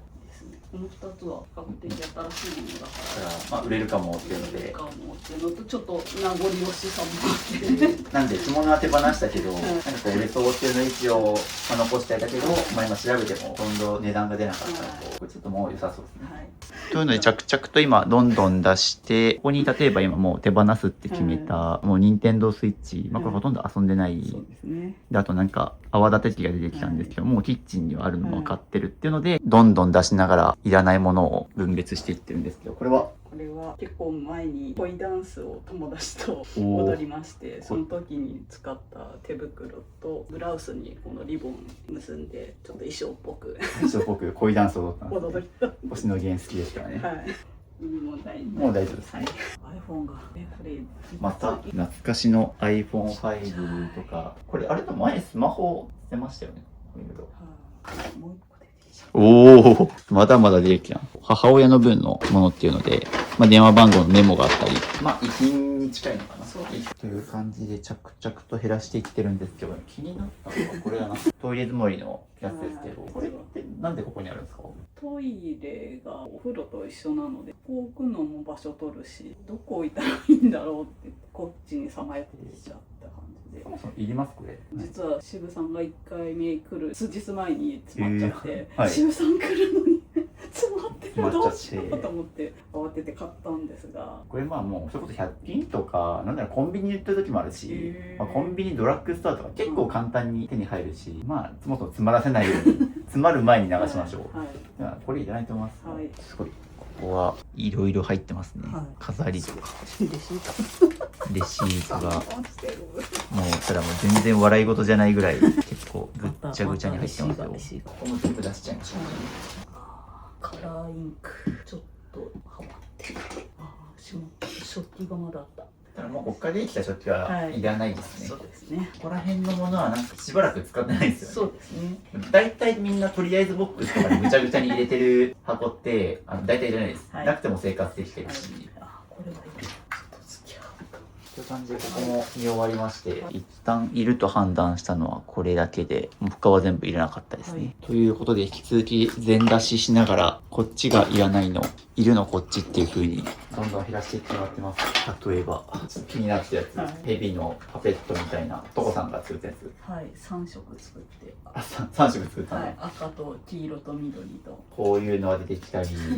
あとこれも未開封のボンドとか輪ゴムとか創作系で作ろうとしてたもの。というので今ちょっと裁縫系見てもらってるんですけど、大量に針がありますけども、これなんか番号が振ってありますね。3567っていう風に分類分けしていってるんですけども、同じ番号のがなんかありますよね。多分あるのを気づかないで買ってしまってどんどん増えてきてる感じです。そうなのでここは反省しないといけないところですね。こんなに買う必要なかったはずっていう風にいらない針もどんどん手放してもらいます。はい、ということでいらなかった針がこんだけたくさん出て、必要なのはこれだけでした。新品の針とか書いてあるんですけど、たくさん針を捨ててますね。これなんかはまさにもう物が多くて片付いてないせいで自分が何をどれだけの量を持ってるか把握できなくて買ってしまってるのもそうだし、多分一個一個の単価が安いから言うてね、でもこれも480円で買ってますし、でもね、そういうなんかちょっと数百円で細々としたものだからつい買っちゃってっていう、これも多分数千円分ね、塵は積もれば山となるですごいお金も無駄遣いしてると思うし、ここはもう本当に反省点が多いかな。はい、ということで床置きしたやつが見終わって、こっちが全部いらないやつ、こっちがいるやつというので、すごいちょうど半分ぐらい減りましたね。床置きしてたやつがこれで全部見終わって、こんだけ大量の不要品が出ております。で、いるのがこっちでミシンの道具だったり、裁縫系のアイテムですね。で、続いてこっちを見ていくんですけども、もう必要なものはどんどんこっちに入れ込んで、極力ここに収まるように、次、どんどんここも見ていきます。ということで、ここも全部出します。はい、ということで、全部出したら、いや、なかなかのボリュームですね。ここはもう裁縫系ですかね。糸があったり、一部 DVD とか入ってますけども、ここも見ていきます。なので今、さっき残したやつ入れて、こんだけあるんですよね。こう見るとまだまだあるなと思いますよね。どうしよう。要は、ここってもう趣味のものなんですよね。創作系の。私が迷うジャンル。でもここを減らさないと、この空間が綺麗にならないので。なのでここもどんどん減らしていきましょう。最後。まず、で、もうここから先は趣味のものとか思い出のものってもう収納量で決めた方がいいです。もうここに収まる分だけにするとか、その理屈で言うともう半分にしなきゃいけないんですけど、でも本当それくらいしないと今の自分の生活の身の丈に合ってないです。これがまあ管理できる量だったらもちろんね、家が広いとか、ちゃんとまあ片付け掃除ができてるっていうんだったら、ちゃんと使えてるんだなってなると思うんですけど、まあ今までね、2週間前までここがもう物置でまともにできてなかったことを考えると、一応こんだけあってもいつかやろうとか、時間ができたらとか、このシチュエーションだったら使うと無限に残しちゃうから、なんでちょっともう目標は一旦もうイメージ半分にするぐらいの覚悟でやった方がいいと思います。結構パッと見ただけでも、もうこういう風に買って未開封で使ってないものとかいっぱいあるし、もっと言うとなんか過去に作った作品が出てきたんですけど、なんかやりかけのものとかめっちゃあるんですよね。多分これなんか半端で終わらせちゃってやってないみたいな、もうそれ全部作っちゃえよっていう、そういう風に今後自分が作りたい作品を決めてもらって、それに必要なものだけをどんどん残していくっていう風に、もっと言うとこことかはもう分かりやすくカッターがいっぱいあるので、こことかは多分減らせない。というので、カッターですね。無限に出てくるカッター。微妙に違うっていう。微妙に違うけど全部使ってますちゃんと。もっと言うと、まあ料理道具とかもそうなんだけど、微妙に使い勝手が違うみたいなものを残しついてるもの増えるんで、それがないとできない。あったら便利で残したらダメですね。という感じでいらないものはどんどんこの箱に今入れてもらってます。地道な作業ですが、自分の人生を取り戻すにはここと向き合うしかないですね。そう、一番大好きなものだからこそですね。今後作りたい作品もいっぱいあるだろうし、ここが片付け終わったらどんどんね、創作も何がどこにあってとかも探しやすくなるから、好きなものこそちゃんと片付けた方がいいです。ということで、頑張れ。いっぱいありますが、大量のマスキングテープを今、分別中です。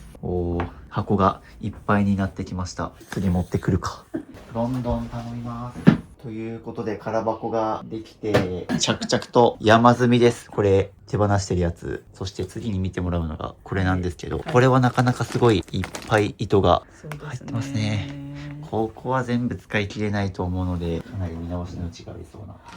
いっぱい買ってますね。なんか一回友達のおばあちゃんの形見の刺繍の糸を結構ごっそりまとめてもらって、それでだいぶ増えたっていうのがあって、一応こっ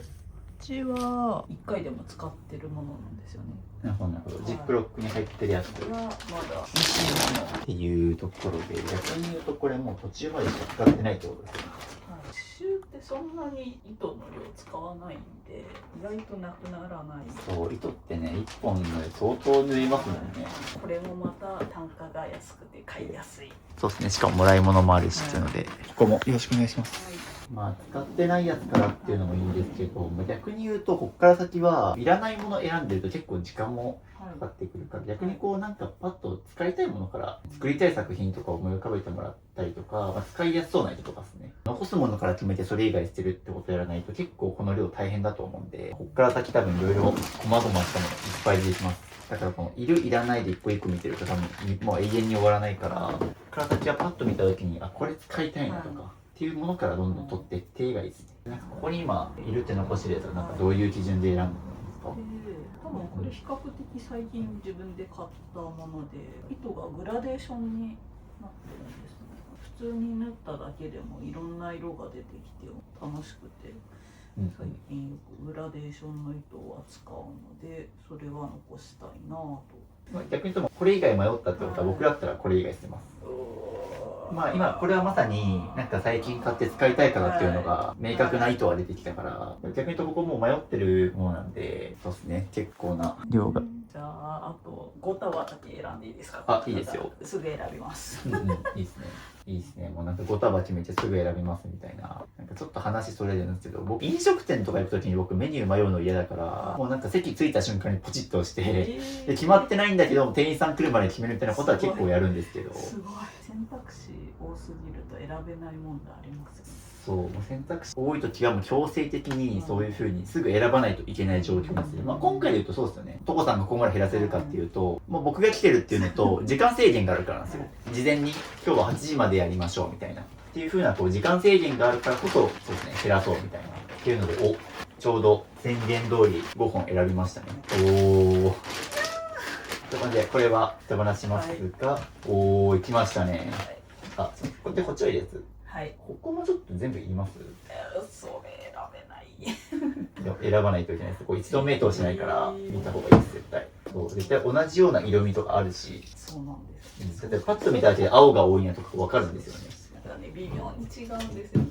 メーカーによって。創作系ってそういう質感とか素材とか微妙な色の違い、まあ、特にこれ女性特有というか、女性の方がそういう色彩感覚とかすごい優れたりするから、なおさらそういう、まあ、もしかすると動画越しに見てる人は一緒じゃんみたいなものあるかもしれないんですけど結局ここ僕から見てると、これだけ残しててもどうせやりきれないでしょっていうのが僕から見えてる目線なんですよね。少ないのを処分しようかな。ちなみにこういうのって1本いくらぐらいするんですか170円とか80円。ああ、まあ200円しないぐらい200円し、まあここ最悪必要になったら買えるよねっていうのは分かります。まあ、そうです。ちょっと違うんです。色の刺繍の糸って毛糸もそうなんですけど、生産したタイミングっていうんですかね、によって微妙に色違ってたりとかがあって、なんか言っちゃうときりないのは分かってる。そうまあそれなんかロットの違いとか言うと本当にもうまさにそうですね。でもそれも多分どうせまた時間が経ったらこの糸欲しいなとか言って行くたびに欲しくなるから。もうだんだん分かんなくなってるっていうふうにこれ実際じゃあこれ作ろうってなった時に今僕分かんなくなってくるって話だったと思うんですけど、これ作ろうってなった時にもうとりあえずなんかこの糸から作ろうっていうふうにあるんですよね。こういう色を刺そうかなと思ってこの中から選んで、っていう時もすごい探すの時間かかりますよね、これもこの状態だと。でも、一応色のジャンルは分けてるんで、こう緑だったら緑らへんってこっから緑この色あるかなって探すんで、まあこの数だったらパッと探せるじゃないですか。っていうふうに結局、まあ、ここも僕から見てると残す理由探してるだけに見えちゃうんですよ。まあ、もちろん本当に好きなんでしょうけどまあもっと言うともうトコさんに残された時間っていうのはそんな多くないはずなんですね。仕事も忙しいし推し活もしてるし料理も好きだし好きなこといっぱいありますよね。っていう中でちゃんと全部これ使えるのっていうのは僕見てて思いますね。すいません、もう心の叫びが全然むしろ多分こういう創作とか刺繍好きな人は共感して見てるかもしれないしまあ僕もやっぱりいろんな人片付けてますけど、やっぱ刺繍の趣味ある人は基本家散らかってることが多いですよ。どうしてもこういう風に必要な道具も多いし、で特にそういうなんか細かい質感の違いだったり色の違いとか、あと作りたいものもいっぱいあるからっていうのをどんどん残してるから、どうしてもやっぱ物が増えちゃうっていうのはあるからこそでも減らさないと、結局僕から見てると生活を豊かにするために好きなもの趣味があるわけですよね。まあ推し活が好き、刺繍が好き、料理が好きっていう、そういう風に自分が好きで生活豊かにしようと思ったもので部屋がゴミ屋敷になってたらそれ本末転倒だよねっていう。僕たちも1日24時間しかないですからできることって限られてますよ。本当最近それ思います。これも好き、あれもやりたいでずっと全部残し続けたら、まあ、全部中途半端な人生になっちゃうし、なんかこれが本当にもう毎日ちゃんと刺繍やってて作品もいっぱいできてますっていう風にあるんだったらなんかこれちゃんと使ってるんだなってなると思うんですけど、一応毎日はやってるんですけど作りきれてないですよね、とか、まあ、毎日やってますって言われてもこの部屋見るとあそうですかしか入れないんですよね。ちなみにまだこっちにもありますからね。それはもうこれ残し残しです。まあ、なので、多分ちょうどここに入れられるんじゃないかな。なんかそんな気がしますね。そんな気がしないですけど、私は。というよりは、そうしないと片付かないって話ですね。どうしようって迷ったものほど捨てるべきです。だってみんな捨てられないからって捨てられない、いつか使うかもわからないって言って残し続けてこのゴミ屋敷ができたわけだから、そういう捨てづらいとか迷ってるものほど捨てるべきなんですよね。多分こんな感じですかね。おー。しんどい。しんどい。そうでもこれ捨てずにこの帯屋で生活続ける方がしんどくないですか。そうね、それくらいのやっぱ覚悟があって僕に申し込んでくれたわけですしね。そうですよね。ここが一番多分今まででいう母のものとか思い出のものにちなんでくらい好きなものだと思うんですけど、まあこんだけありますからね。というのでかなり本当今日一エネルギー使いましたね。ここは本当頑張りましたね。辛いのは本当に手放す瞬間だけなんで、だいたい時間が経って綺麗な部屋見た時にこれ手放してよかったなっていう。さっきもちょっと何気なくカメラ回ってないところで、もう今までこんだけ減らしてきて、まあここちょっとこうバグってたなみたいな感覚が、そういう話をしたんですけど、そう多分これ今までのものを振り返ってもらうと、なんでこれ買ってたんだろうっていう風にめっちゃ反省したと思うんですね。この前も思い出のものとか書類とかですね、もう手放す時は本当涙するくらいしんどかったと思うんですけど、ね、2週間経ってまた僕来た時に、やっぱりは手放してよかったっていう風な話だったと思うんで、まあ今本当にもう泣くくらい本当にしんどいと思うんですけど、もうこんだけで十分だったんだって実感できる日も来ると思う。すごい。まさか刺繍糸を断捨離して泣くと思わなかった。いや、まあでも、まあ確かにね、傍から見てると、ただの糸じゃんっていう風に思われてるかもしれないんですけど、まあそれこそね、美大を出たりとか、まあ本当にこういう創作もの好きだと思うし、実際今までもこうやって、まあまだ作りかけのものもいっぱいありますけど、こうやってフリー作ってきて、まあそれくらい好きなものですから。そう。でも本当にここは、パッと見た時にここが一番多いなと思ったんですよ、僕も。素人目から見ても多分ここが一番、まあ、好きなのかなとか、まあ、だからここまで減らせると変化も大きいので、はい、ここがいけたら多分他は消そうですね。はい、という感じでラストスパート頑張りましょう。ということで、あと少しっていう感じで、どんどん空き箱が出ていて、そして今画面に映ってるここ全部手放してるものですね。すごい。終わりましたね。よし、ということで、お疲れ様です。一旦見終わりましたね。はい、ちょっとまだ細かな分類とかは必要でしょうか。ということで、一旦チェックが終わりまして、空箱ができました。そしてここに大量の手放したものたちですね。ですね、ほんと。エネルギー使いましたね。明日仕事行けるかな起きられるかしら。涙をし、腰をやられ、命削りながら減らしてますけど、でもそうですね、さっきも、なんかぼやっと、もう今ここで一気にやりきらないと、っていうのはね、また止まっちゃうからっていうんで、ちょっとこの空いた箱に、さっき残したやつたちをもう一回厳選していきましょうか。はい、というので、今、袋からどんどん出す作業をやってます。というので、これだけの量を減らして、ここいろいろ物別に整理した結果、こんだけの空箱が生まれてて、最後見てもらってるのが CD 星数系ですね。だいぶ CD 減らして、最後まで残してるのが、配信とかに載ってないのとか、サブスク配信されてない音源とか、はい、あとライブのお友達とかがいるような場合は、あ、友達が持ってると思って、じゃあ手放していいやと思ったんですけど、この辺って自分だけ好きでっていうものも多かったりとかして、借りたりとかできないものも多くて。まあCD とかでよくあるのが、そのサブスク、ネット上で配信されてないものとかに関しては結構もう CD で聴かないとっていうのがあると思うんですけど、CD に関してはパソコンでもスマホでもいいんですけど、CD ドライブにつないで、それをまあ要は MP3 とかに変換すると、まあパソコンとかノートパソコンで聴けはするから、そういう意味ではなんか一応自分でちゃんとデジタル化をすれば音源自体は聴けます。まあ、これがもうファングッズとして欲しいって言ってもまた話は変わるんですけど、まあ、単純に聞ければ捨てるってものに関してはそういう風にデジタル化すると減らせます。はい、そうですね。物としてもやっぱ持っておきたいっていうのもありますね。という感じで、まあ一旦ちょっとここははい、こんな感じで、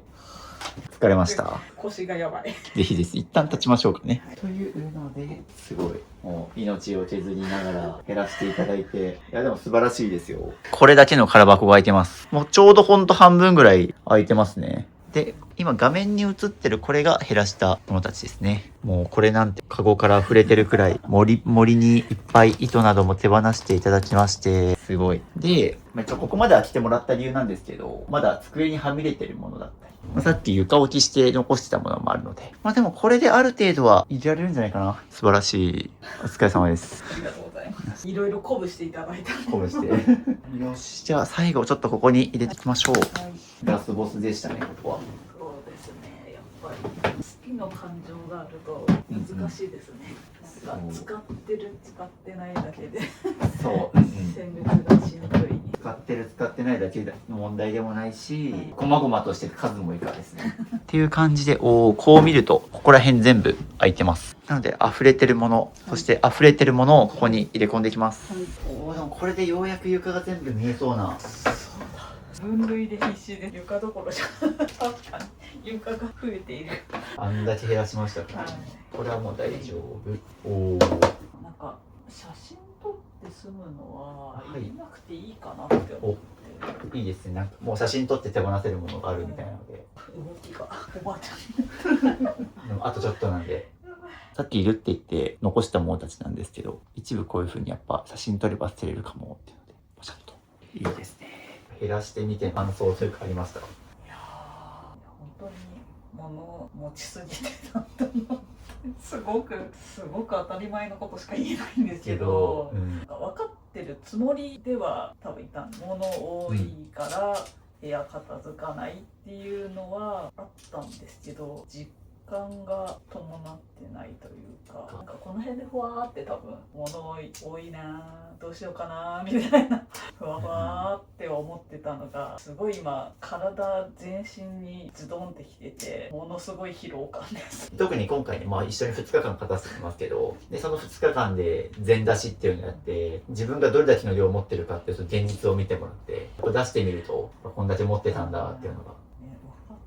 てなかったんでしょうね、きっと。というよりは僕にこうやってちゃんと YouTube 出てまで片付けようって申し込んでるくらいだから、やっぱり減らさなきゃ、減らしたいっていう意思はめっちゃあると思うんですけど、まあ、さっきの刺繍糸しかり、やっぱ見るとそれまで集めてきた時の思い出だったりとか、ね、使ってきてっていうものが手に取った瞬間にこう、まあ、フラッシュバックしてくるっていうか、減らさないともう生活が成り立たないっていう論理、理屈では分かってても、いざ手に取ると感情の部分が邪魔をして、減らさなきゃでも捨てたくないっていうこの矛盾したものが同時に起きるっていう。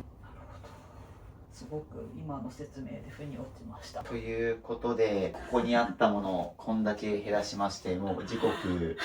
時前ですね。そうですね、ちょっと予定した時間は過ぎましたが、あそこに全部入りましたね。入っちゃいましたね。入りましたね。どうですか？本当途中正直しんどかったんですけど、気がついたらすごい床が増えてるとか思って。まあこんだけいっぱい減らして、まあ、反省点だったりこういう傾向あったなとか。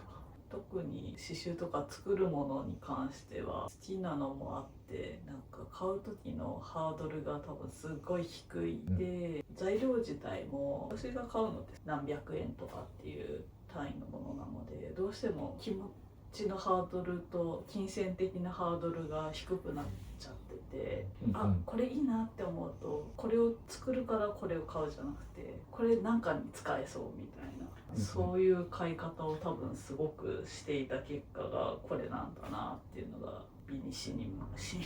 たね。今となってなんですけど、ちょっと当時はそこまでそんなにしんどいとは思ってなかったのかなって思うんですけど、今となってはやっぱ正直すごいストレスかかることがいっぱいあってしんどくて、それが買い物に走っちゃってたのかなっていうのは改めてこの今手放したっていうものを見てだし、なんかこのストレスで買ったものたちにもすごい申し訳ない気がして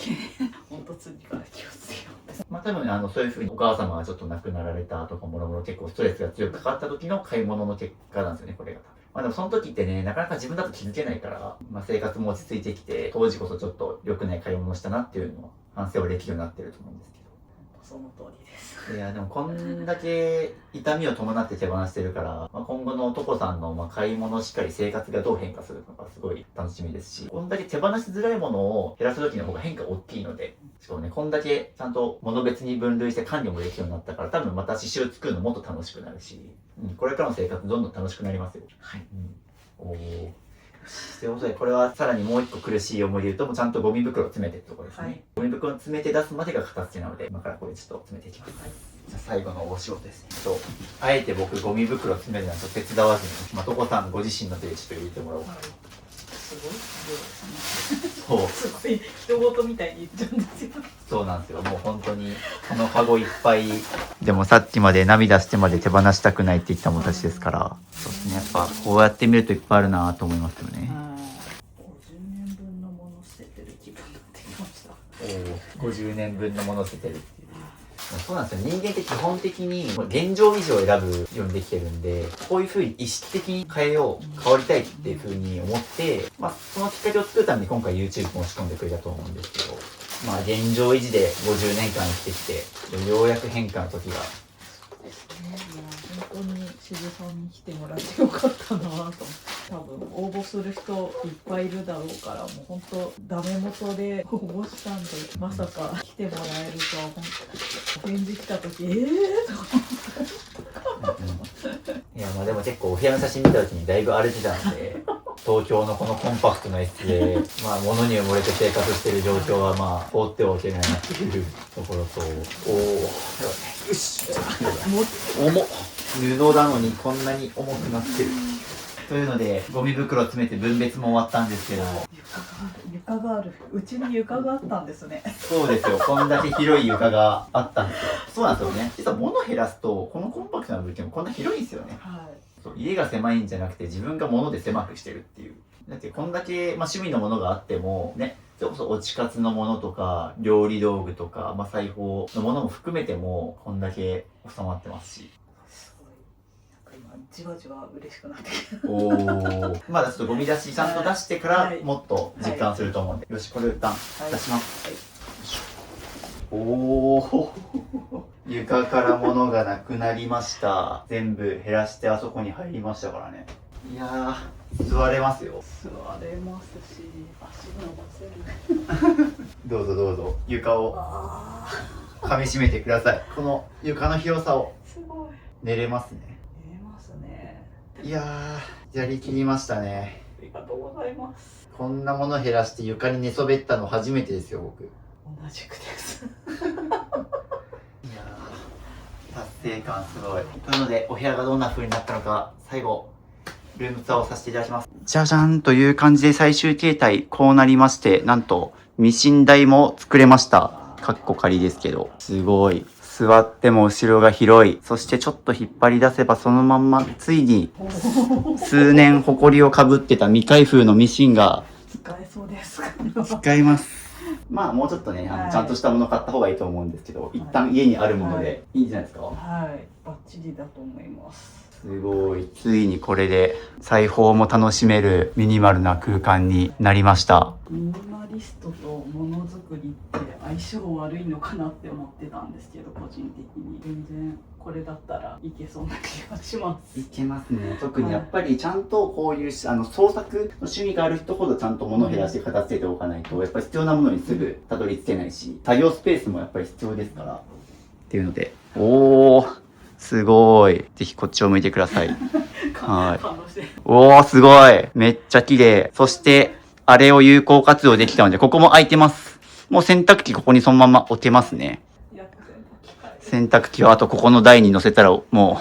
う置けますよ、洗濯機。すごい。ということで最後、片付け後のルームツアーをさせていただきます。でももうほぼほぼ、ルームツアーも何ももうこの通りなんですけど。もうこれ以上。はい。もうここも全部綺麗に収まって、すごいこんな形で、キッチンも綺麗に全部必要なものが収まってて、ここも洗濯機が置けるようになっておりまして、じゃじゃじゃじゃじゃじゃん。そして手前も空いております。すごい藤井風が際立つ。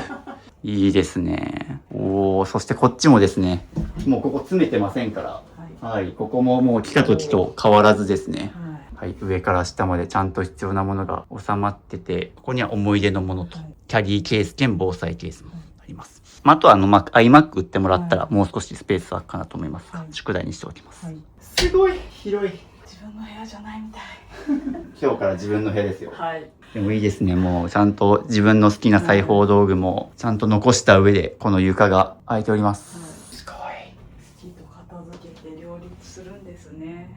します。好きと片付けは両立するっていうので。もし好きなものがある人ほどやっぱ片付けないといけないですね。どんどん物増えるし、でも家は広くならないからですね。そしてこんだけ綺麗になったんですけども、トイレ行きましょう。行っちゃいますか。はい、最後トイレですね。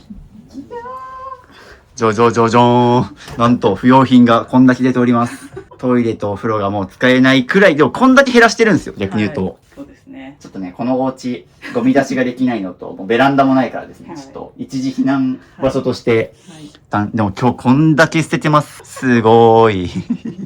減らしてますね。はい、ということで2日間にわたる物減らしコーチングお疲れ様でした。ありがとうございます。頑張りましたね。前回しんどい場面がありましたが、今日もさらに上をしんどさでもっと泣きましたよ。はい、前回の片付けから2週間空いてるから、はい、もうさすがになんか慣れたかなと思ったら、今日のが泣きましたね。はい、今日の方がいけるかなと思ったんですけど、全然ダメでした。ね、一日は緊張もあるし、はい、まだ物減らす感覚もつかめてないし、っていうのでまだわかるんですけど、2日目、もっと泣いて。山が大きかったです。今日の方が。僕の片付け動画では結構もう涙しながら捨ててる方多いです。例えば、亡きワンちゃんの思い出のものを手放すときにとかいろいろ泣く方はいっぱいいるんですけど、一番泣いてましたね。結構カメラ回ってないとことかでもずっと泣いてたりとか、多分僕が今まで2年間やってきて一番泣かれたと思うんですけど、それくらい涙に片付けた結果でもどうですか？ここの状態見たら、はい。あの涙も、もう全然頑張ったなって思うし、本当渋さんが来てくれたからこそ、やっぱり本当一人では難しかったなって思いました。涙とともに物もいっぱい出して、でもこんだけ綺麗な状態手に入ってますから、部屋狭くなってどうしようと思ってたんですけど、全然これなら快適に暮らせそうです。快適に暮らせるし、もう好きな裁縫もできるので、ちょっとまたこの綺麗な状態からですね、トコさんがどんな作品を生み出すのか楽しみにしてますし、やっぱり今までね、お母様のことだったり仕事のことで、本当にすごくストレスかかって、部屋は心の内鏡って言いますけども、それが現れてるような部屋で、でも多分この綺麗な状態の部屋で暮らしてたら、メンタルの方も整ってくると思います。帰ってきて、疲れたじゃなくて、疲れたけど部屋綺麗って思えそうです。そう。多分今までね、家が散らかってるから、この家にいたくなくて外出したりとか、一生死活もそういうちょっと現実逃避的なとこあったと思うし、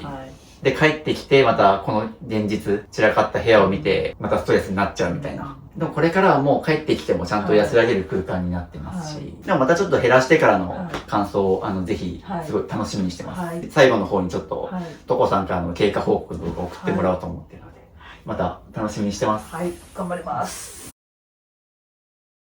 はい、ということで、なんと、半年ぶりにやってきました。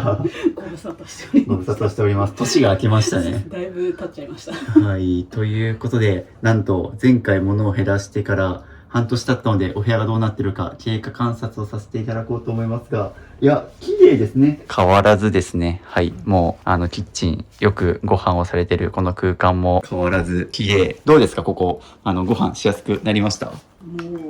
断然片付けした時、はい、あれなんですけど、レシピ本をここに移動させました。おー、すごい。ここね、ちゃんと食器もすごい